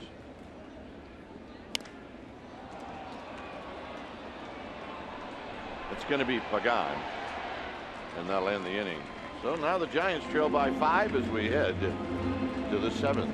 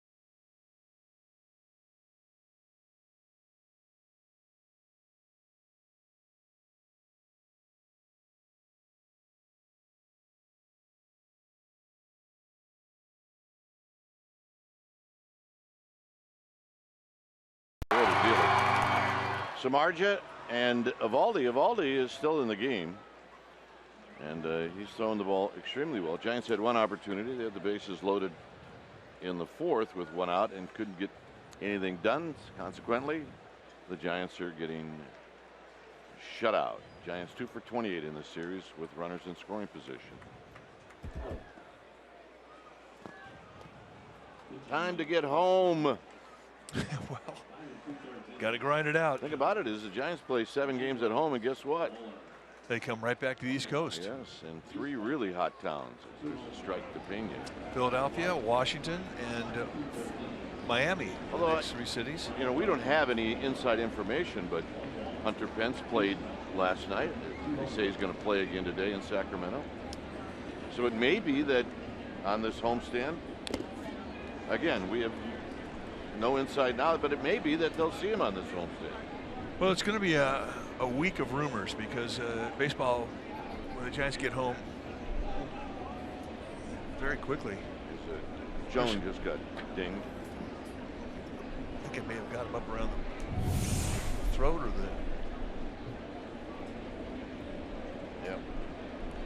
high in the chest.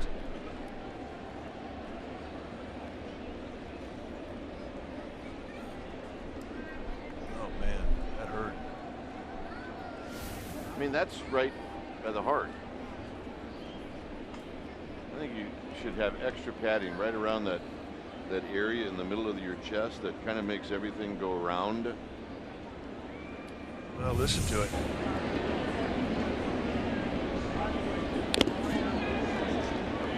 Direct hit. I mean, that's hard plastic in there. And even if it hits the protective piece, I mean, you're still getting punched in a very vulnerable spot.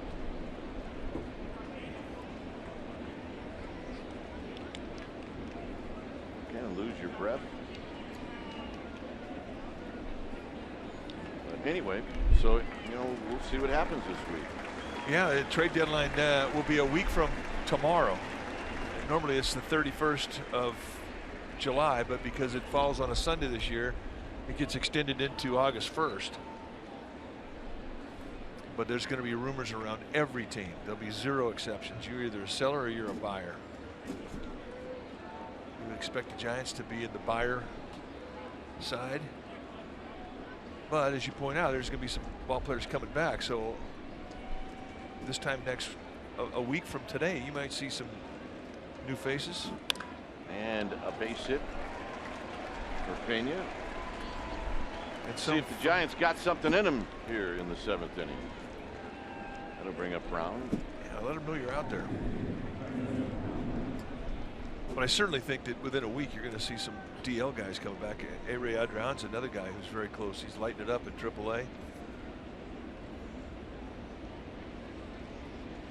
Joe Panik, Matt Duffy. Well, we'll just get better reports on those guys when we get home.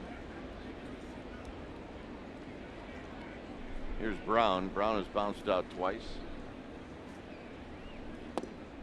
And he takes a strike. Plus, it'll be good to get back to that air conditioning that we have in San Francisco.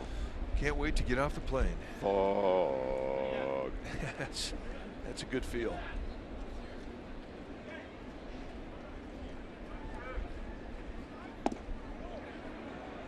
No. Mr. Rackley has been known to ring some people up. Did not that time. Itchy trigger finger Rackley did not ring him up? No.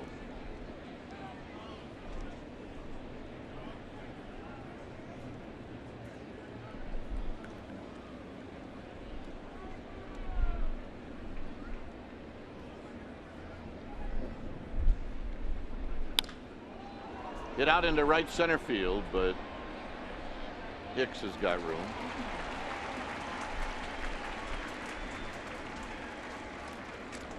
Well, MLB.TV Premium, the #1 live streaming sports service, delivers everything you have come to expect and more. And you can watch every out-of-market game live in HD on over 400 supported devices. Visit MLB.TV for details.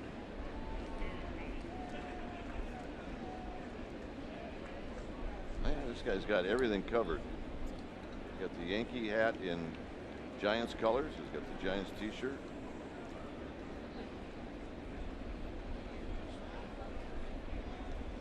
And there's the New York Yankee fans. Yep. Or make that the New York Giant fans. New York Giants fans stifling a yawn. Yeah, well, the offense has been like that. They need a couple more line drives to get fired up. Take those yawns away. Span has bounced out 3 times. He's behind in the count 0-1. Edwin gets McCann. It's Snuthigan 2.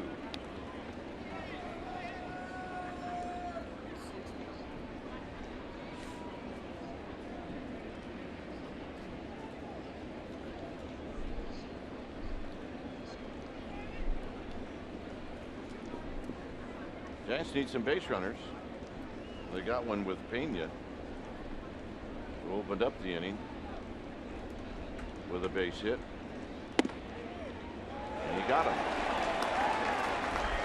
One of the few belt high fastballs we've seen called a strike today by Chris Cuccione. And it cost Denard Span at a bat. Span's thinking this is high. They set it a high target. Well, it's been just high above all the belt. day.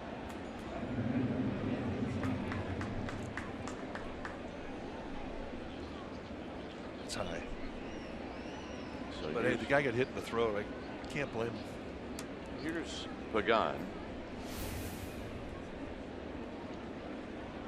Pagan tripled over the third base bag in the fifth.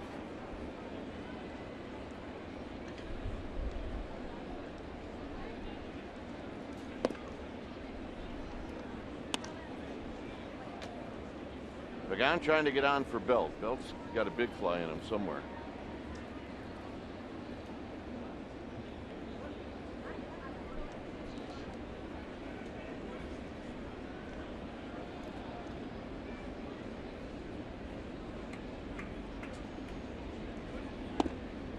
One ball and one strike.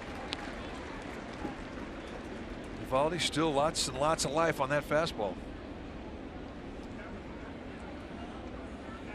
He is not wilted in the heat today through 117 pitches.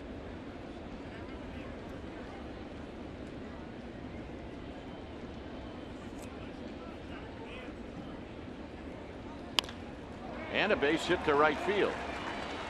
So Pena's on the move, and he's kicked around. But Pena really can't go anywhere, and now Belt's got a shot. And here comes Joe Girardi.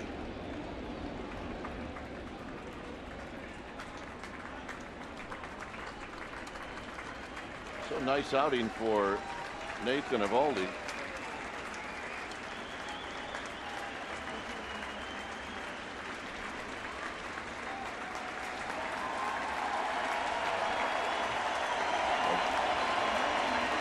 Time for a change, saying Speedy Oil Change and Auto Service.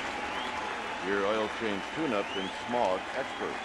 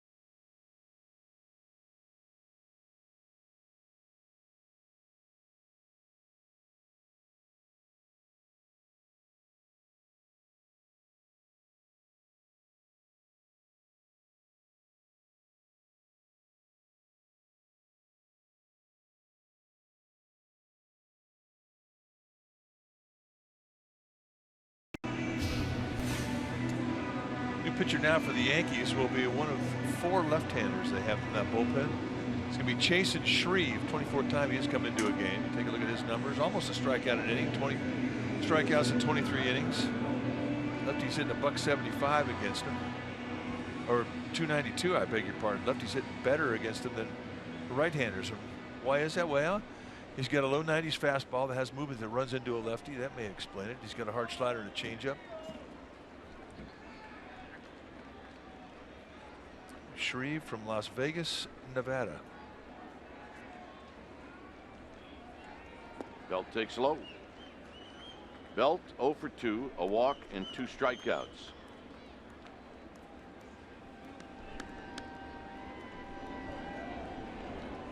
Shreve, a former 11th round pick in the 2010 draft by the Atlanta Braves.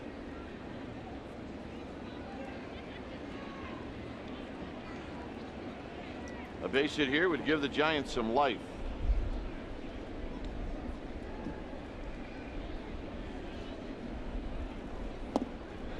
One ball and one strike.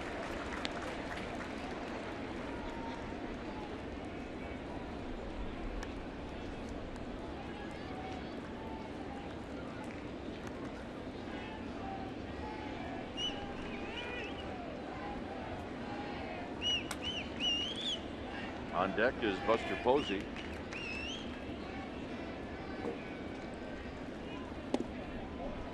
What close pitch, 2-1. Yeah, you're right. Did not miss by much.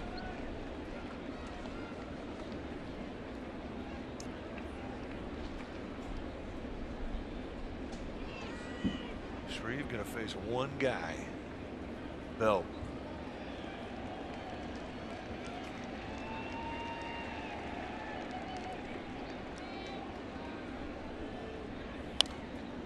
Belt fouls it out of play.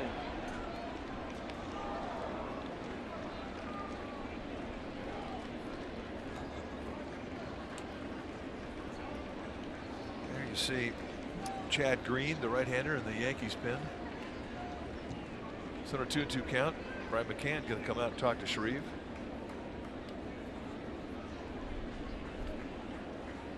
Mike Harkey is the bullpen coach.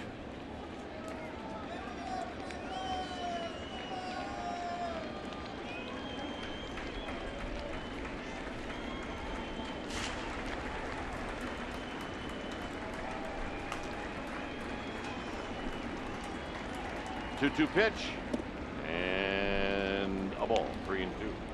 Yeah, they sent that target away, and that breaking ball was missed inside badly. Now, if you're McCann, I mean, you're thinking, gee, do I want to call another slider if he missed that badly on the last one? Brandon Belt has a good eye, and now we're going to have another mound visit. And this will be another conversation that we'll have with the commissioner. Well, it's ridiculous.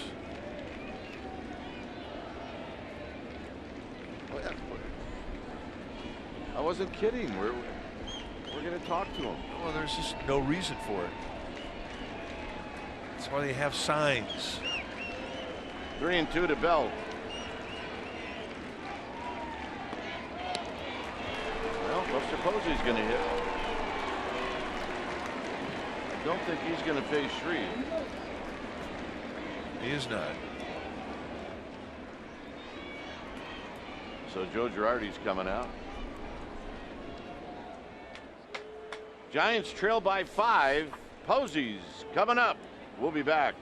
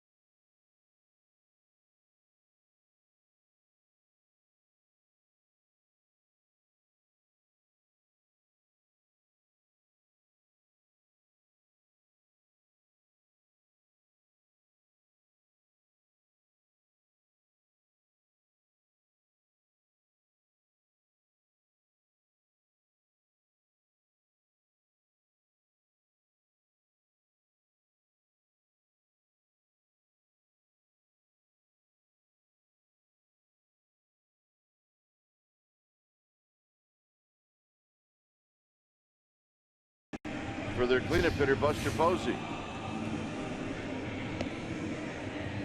And that's the man they'll be facing right there. Chad Green, 1-2 with a 6.11 ERA, 21 strikeouts though in 17 2/3 innings against just 3 walks. He's got good stuff. You're going to see a low to mid 90s fastball, more mids than lows, and he's got a curveball, slider, changeup that he will mix in. Right-handers hitting 200 against him. So this is the Giants' chance to get back in this game right here.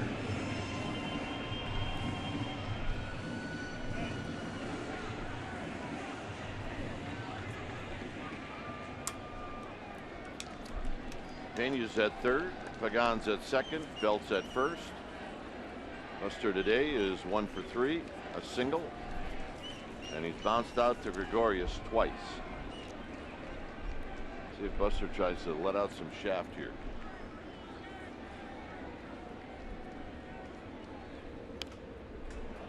Well, he may have if it had been a fastball. It's no balls and 1 strike. So an 85 mile an hour, looked like a slider. Cutter, slider.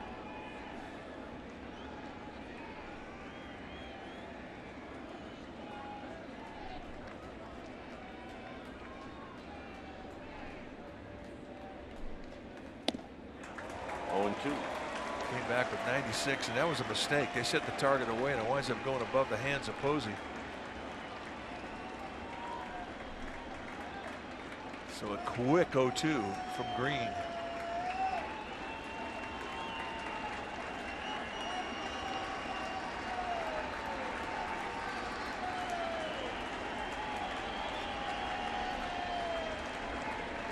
And 2. And a check swing foul. Another guy that throws hard. Yeah, if you don't throw hard, don't even apply for a job with the Yankees bullpen. They have nobody out there that throws under the average fastball. It's all mid to high 90s, low hundreds.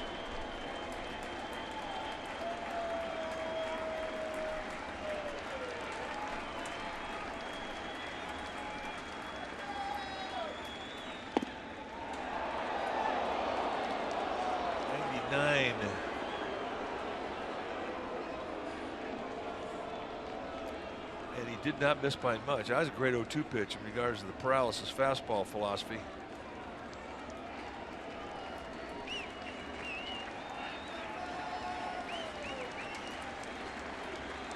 One-two pitch.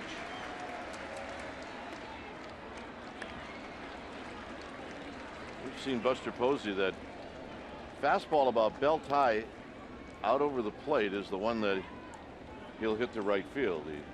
He did that in that 10th inning in San Diego.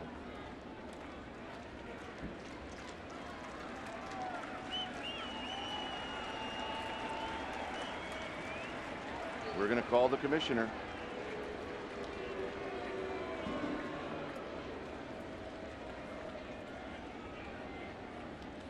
There's just no need for it. It's overkill, and I think something will happen in that regard here in the future.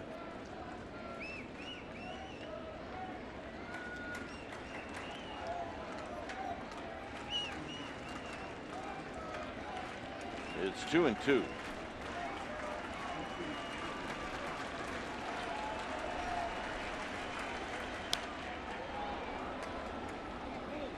I mean, you go out there and have a conversation, come back and call a fastball right down the middle. Yeah. Well, maybe that's what he told them. I mean, Chad Green, I mean, he knows what he's supposed to do. It's whatever you call, whatever location you suggest. I mean, throw it. Why do you need a pep talk? 2 balls, 2 strikes.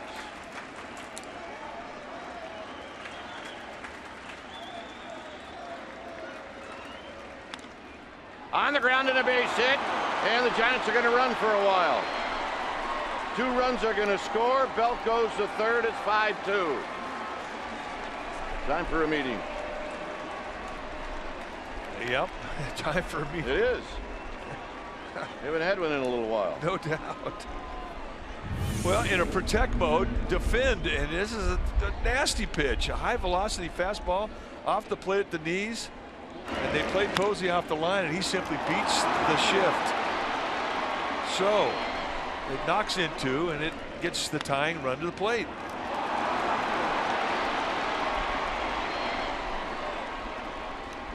And it gives hope to the faithful. And Crawford, who broke his bat and dumped one into center field in the 6th. He will step up. And it's a 5-2 game. And a strike, and it's 0-1.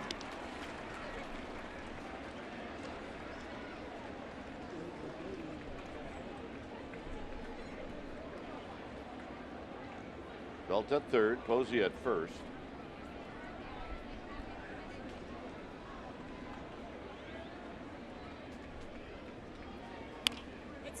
Foul. 0-2. Two quality pitches. That cut her right in tight on the hands.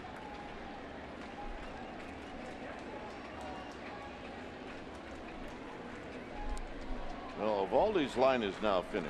He allows 2 runs. Shreve's run is at third. Green's run is at first.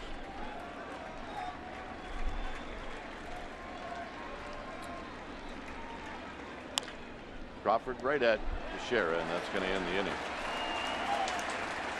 Giants get a little closer. It's now 5-2.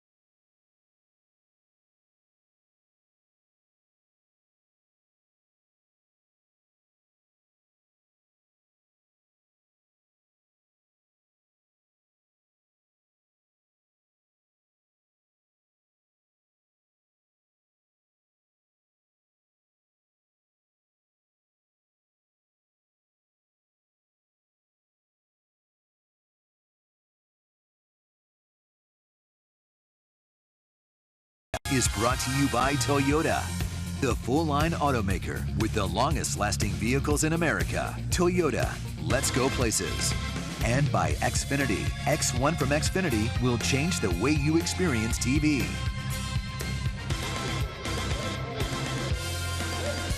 Back at Yankee Stadium, where it's a 5-3 lead for the Yankees, is George Cantos, who got the last out, will face Headley Hicks and then Brett Gardner.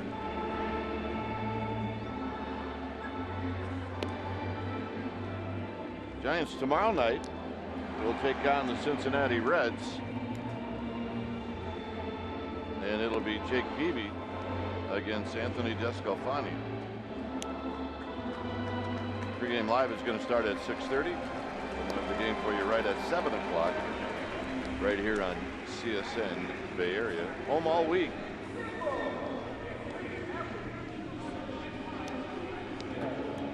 NBC Bay Area on Friday. All the other games on CSN.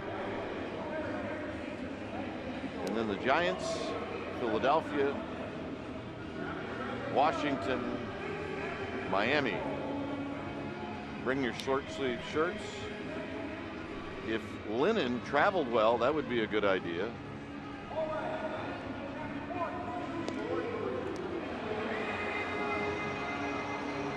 I know it's supposed to look wrinkled. I've heard that. It doesn't work.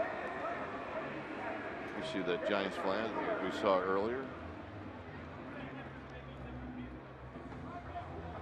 So here's Cantos trying to hold the Yankees down, where the Giants have 6 more outs in this game.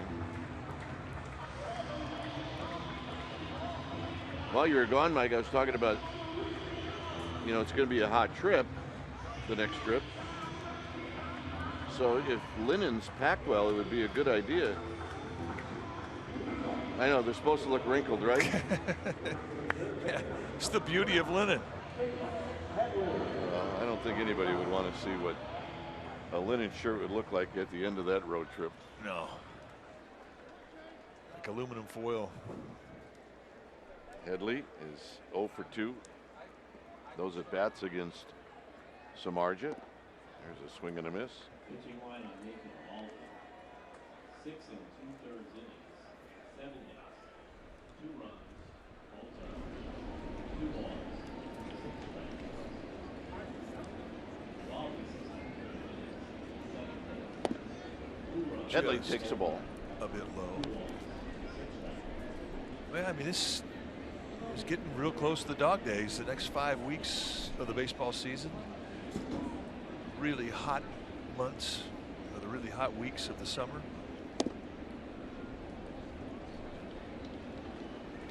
And all the teams push on till September 1st when they can expand the rosters a bit, bring in some help. But this is when you find out which teams have done their homework, who's in shape. 2-2 on the swing. But you cannot fake it. When you're tired, it's hot.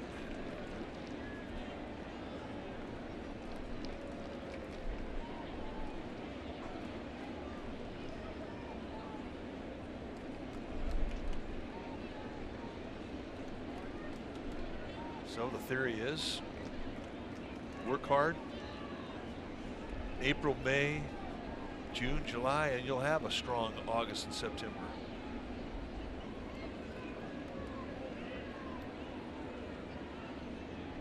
A couple of days off here and there, that helps. There's a strike 3 call to Headley. Hicks started out the rally in the 6th inning. Drew a walk off of Samardzija. And that was part of the undoing.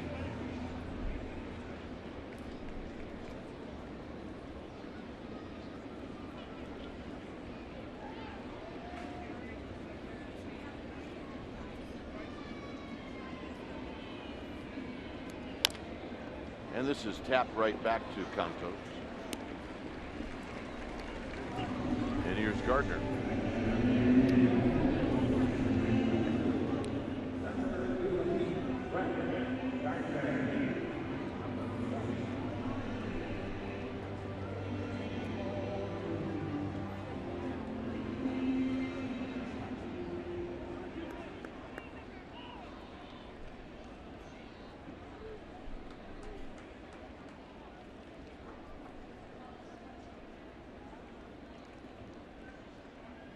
Gardner singled in the 6th.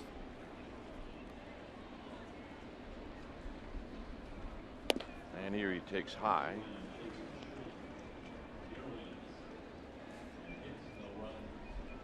Both teams with 8 hits. Part of the difference in this game is 2 of the 8 hits for the Yankees left the park early.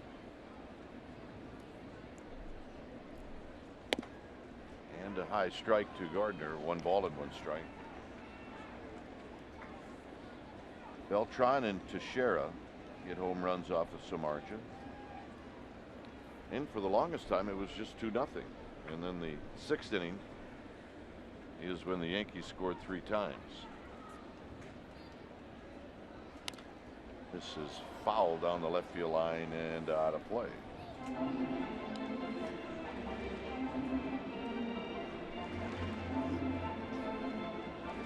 No, you're right. I mean, Samardzija going in the 6th inning, he had 1 run in, so 3 total, 2 outs, nobody on. Yeah. And we were talking about how well he pitched today, which he did. And then boom, boom, boom, boom, 4 hits in a row, 3 singles and a double, and he was gone. That's how fast it happened.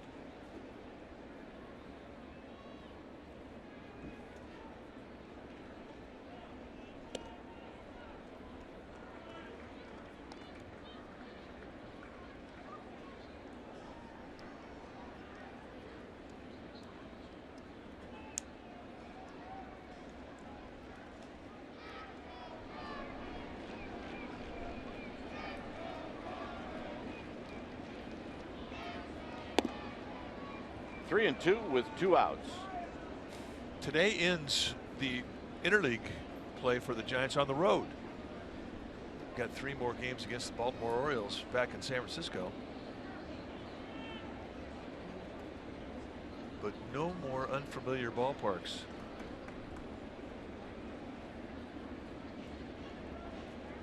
Here's the payoff. Driven to right. And that'll end the inning. Giants will come up. They'll have Gillespie to lead things off. They trail by 3.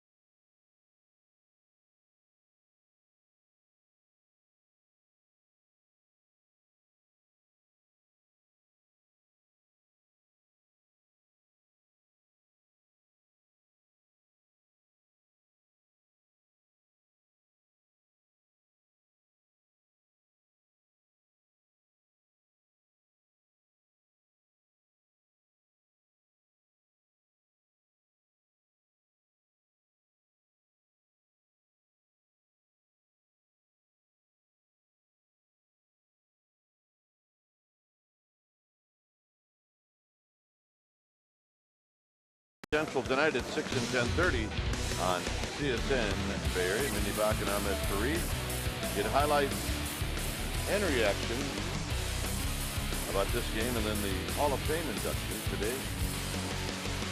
Steph and Andre, they're in Tahoe. Here, Gillespie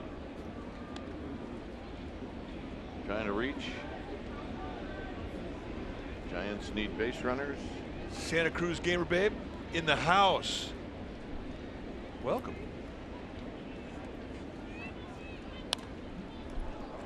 Gillespie in this game is 1 for 2. This is a big at bat for the Giants after coming up with 2 in the top of the 7th. You get a leadoff hitter here, all of a sudden you start get a little excitement in that dugout, a little anticipation in that dugout.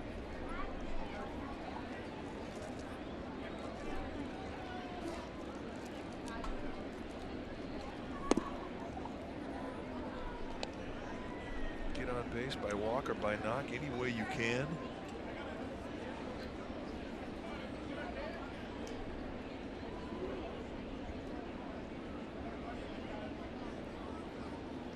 And the 2-1 out of play, 2 and 2.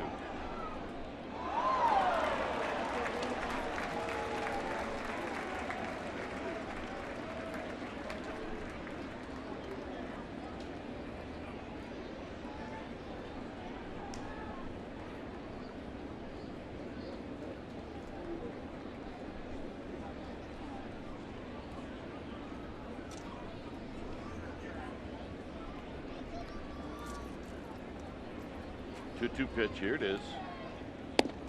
So Gillespie is a pitch away from reaching. By walk or by knock. Any way you can.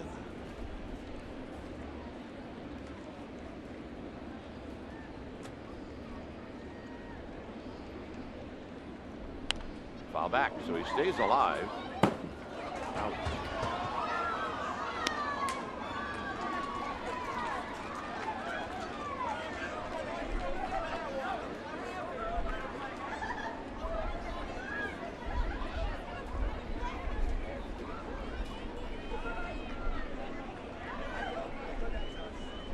Williamson on deck. Here's the 3-2. Out of play again. Putting up a fight. Gillespie, a veteran, he knows the importance of this at bat.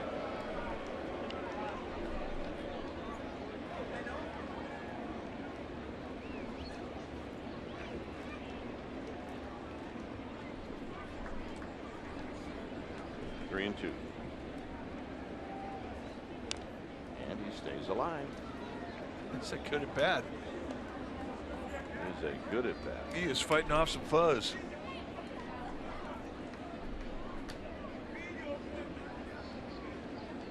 Well, that last pitch, knee high, inside corner, little cut. Choke up and defend. Hit on the ground, right into the defense. So Headley makes the play. Chad Green is the one who perseveres. Here's Mac Williamson.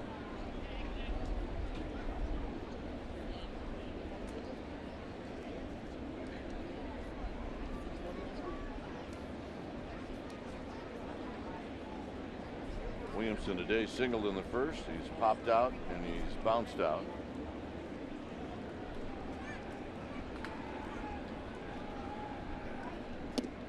Inside with Pena to follow.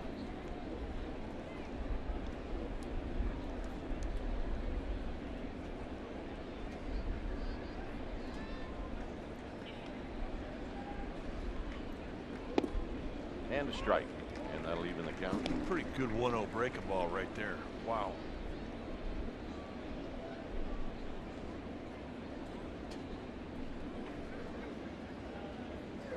You're not going to look for that nastiness in a 1-0 count when you have a little leverage as a hitter. Shot to right. And coming in and dropping it is Hicks. So Williamson with a base hit. And who knows? Maybe that's a spark. Joe Girardi's thinking about going out and talking to maybe the umpires or taking a look at this. He dropped it. He had it. I don't think he ever really had it in possession. I don't see how you can argue that. And they don't. Just kind of bobbled, boom, base hit. Would have been a nice play. I mean, he's upset he didn't make the play. You get that much glove on it.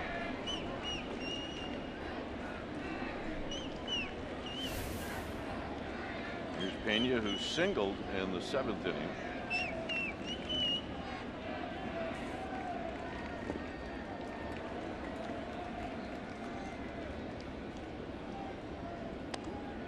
Chases the first pitch, and now he's behind in the count.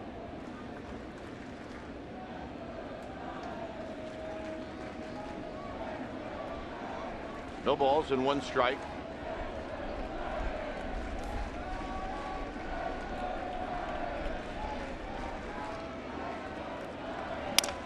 On the ground, slowly hit, and they got him.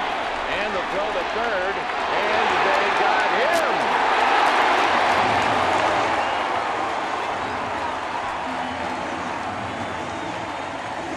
And it may be that the Giants will look at the one at first. Well, a great play. Starlin Castro hits it to Green, and Green hops it over to Headley, who puts a tag on. I don't really know where Mac Williamson is going there. You can't make the last out of the inning at third base, especially when you're down by 3. And they get him at first. I mean, it's a double play. This is not going to be contested. Wow. Young mistake. It remains 5-2 Yankees.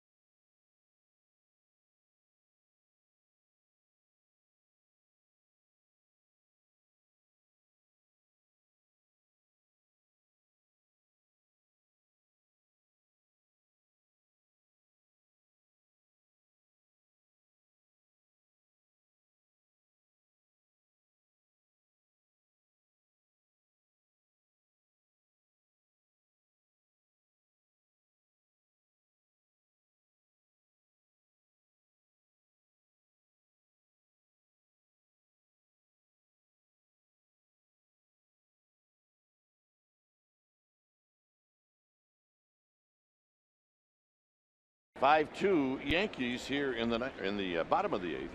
Is Ellsbury will lead things off. Santos starts him off with a pitch wide. It will be Ellsbury, Beltran, and then Brian McCann.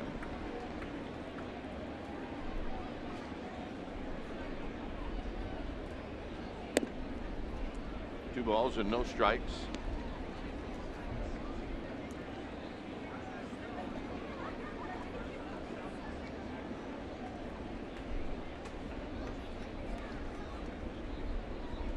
Should be a strike, and it is. It's fouled out of play. And he comes at it with a little cutter. May even have been the slider. Think about Cantos. He's fearless when it comes to throwing that slider. He has as much feel with that slider as he does the fastball. And he might tell you he might have more feel with it.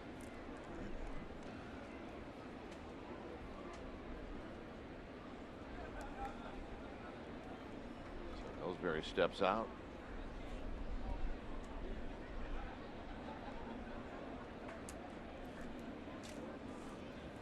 Two-one pitch. Here it is. 2-2.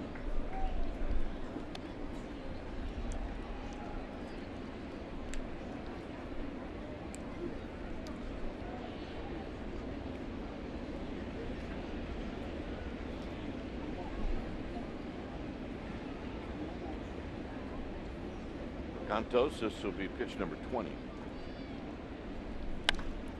Out of play. Ball ricochets in the seats down the left field line. Uh-oh, Easter egg hunt. Who got it? Oh, that makes him the man.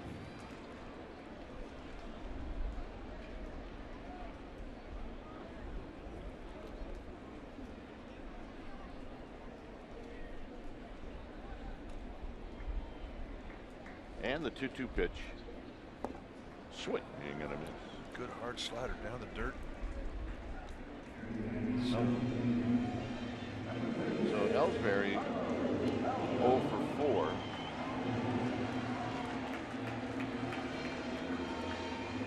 way that ended the inning, the double play, as Mike mentioned, you can't really make the last out at third. I don't think there's any doubt, Mike, that he thought the ball was through. Yeah, but you got to pick up your coach, and he didn't. Hit on the ground, foul. I mean, these are mistakes, running mistakes, and we've seen him make several. And those are mistakes you're supposed to make in the minor leagues. That's a mistake you make once in your career.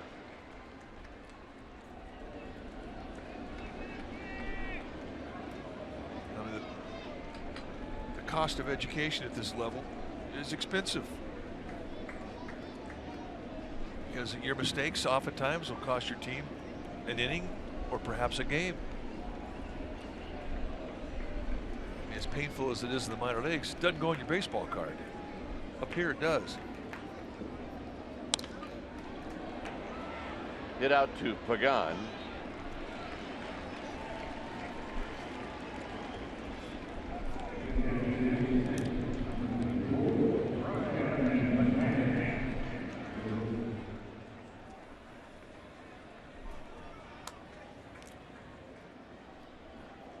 McCann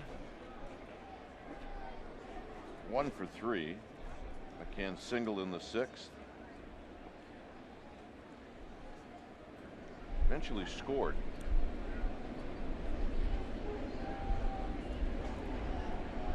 It's the 3-run 6th inning that's the difference in this game. There's a strike.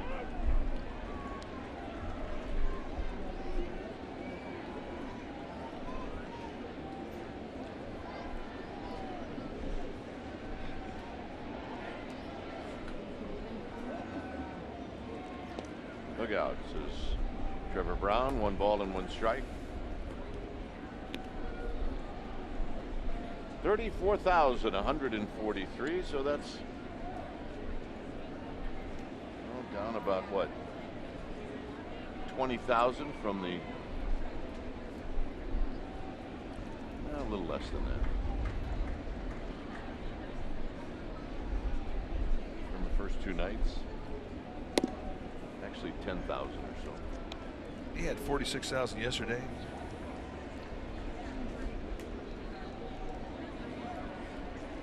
$45,000 on Friday night's game. I think the heat kept some of the people away from this one.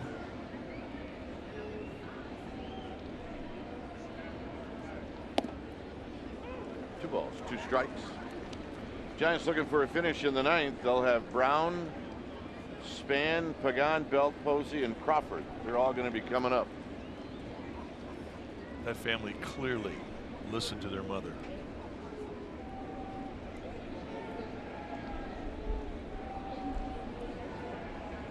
As they should.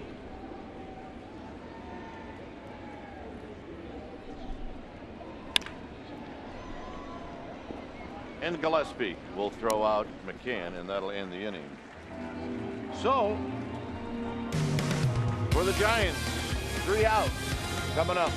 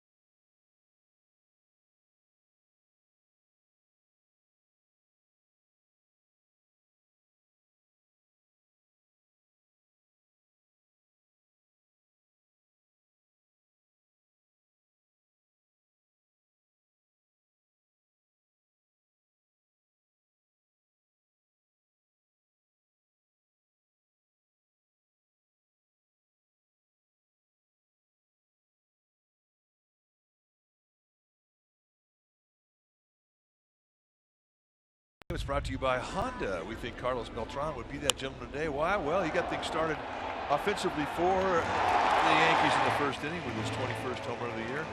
He would go on to have a 2-for-4 day, and we like the guy. That's Carlos Beltran, our Honda player of the game.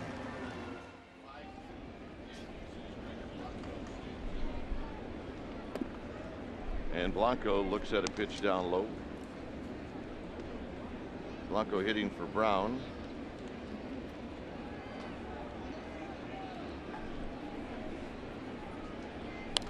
And he takes a healthy rip and he fouls it straight back.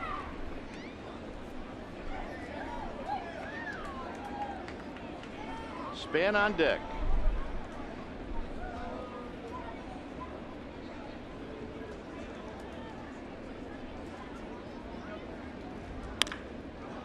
Blanco ropes one down the right field line. Foul.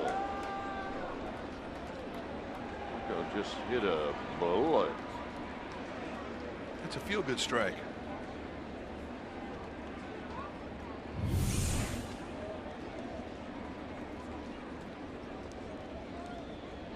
Maybe 15 feet. Foul.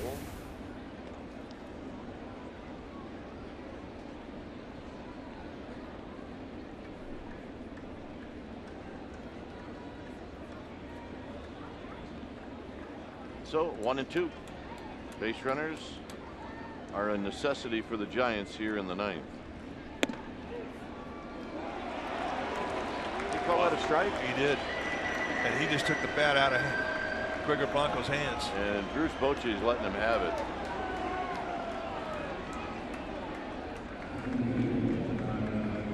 Wow.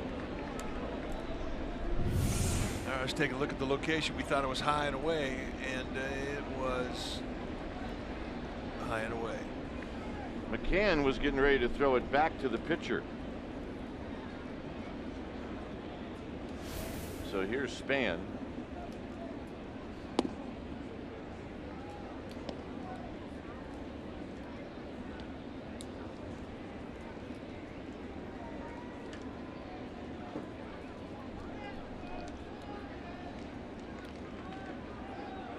And the 1-0. 2 balls and no strikes.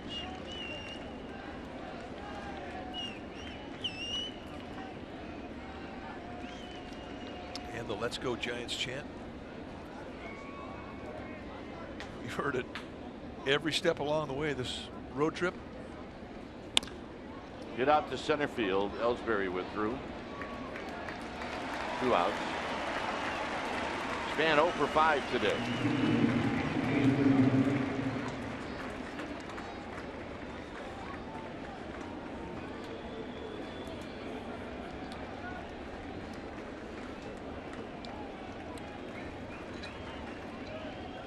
So that'll bring up Angel Pagan.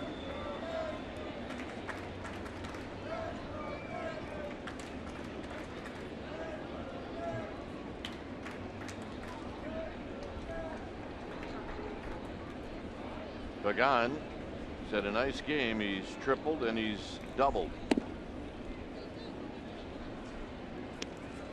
And he takes a pitch down low.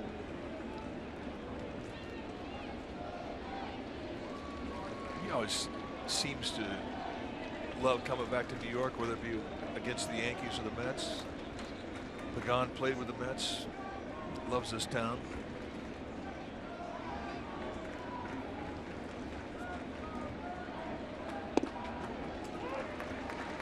And he always gets a nice round of applause when he comes back to New York. He does. He and Carlos Beltran were teammates and friends. Both from Puerto Rico.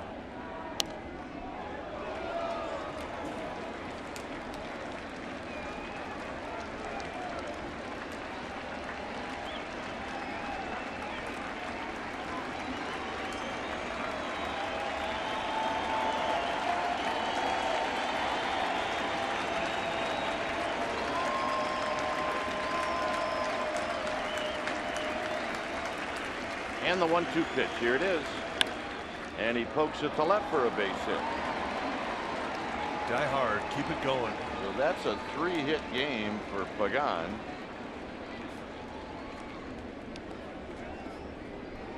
And that'll bring Belt to the plate, and it'll bring Larry Rothschild out to speak some words of wisdom. His speech is going to be real simple. It's going to be, do you really want to get somebody else in this game? This is your chance to get a save.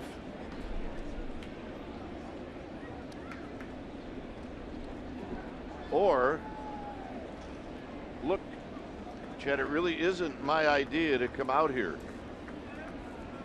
The manager sent me out. Well, I mean, he's not killing time to get the bullpen ready. The bullpen's ready to go.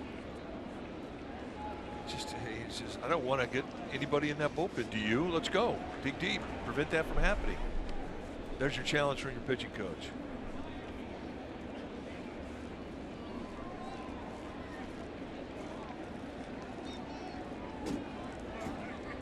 Overshift is on for Belt.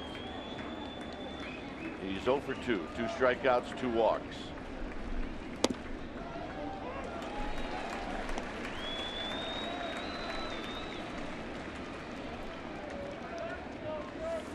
Belt's job is to get Buster Posey in that batter's box this inning.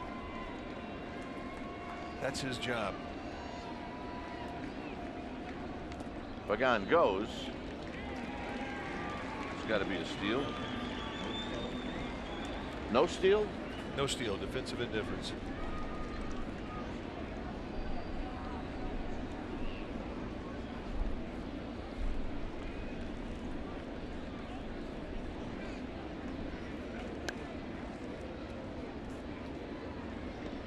One ball and 1 strike.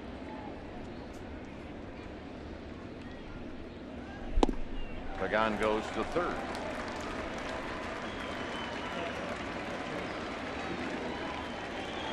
So it's 1 and 2 to Belt.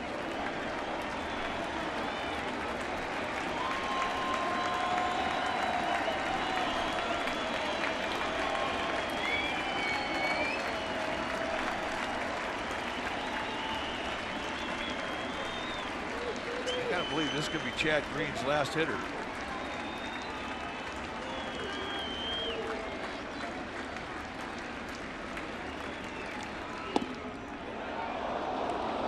Good pitch, good take.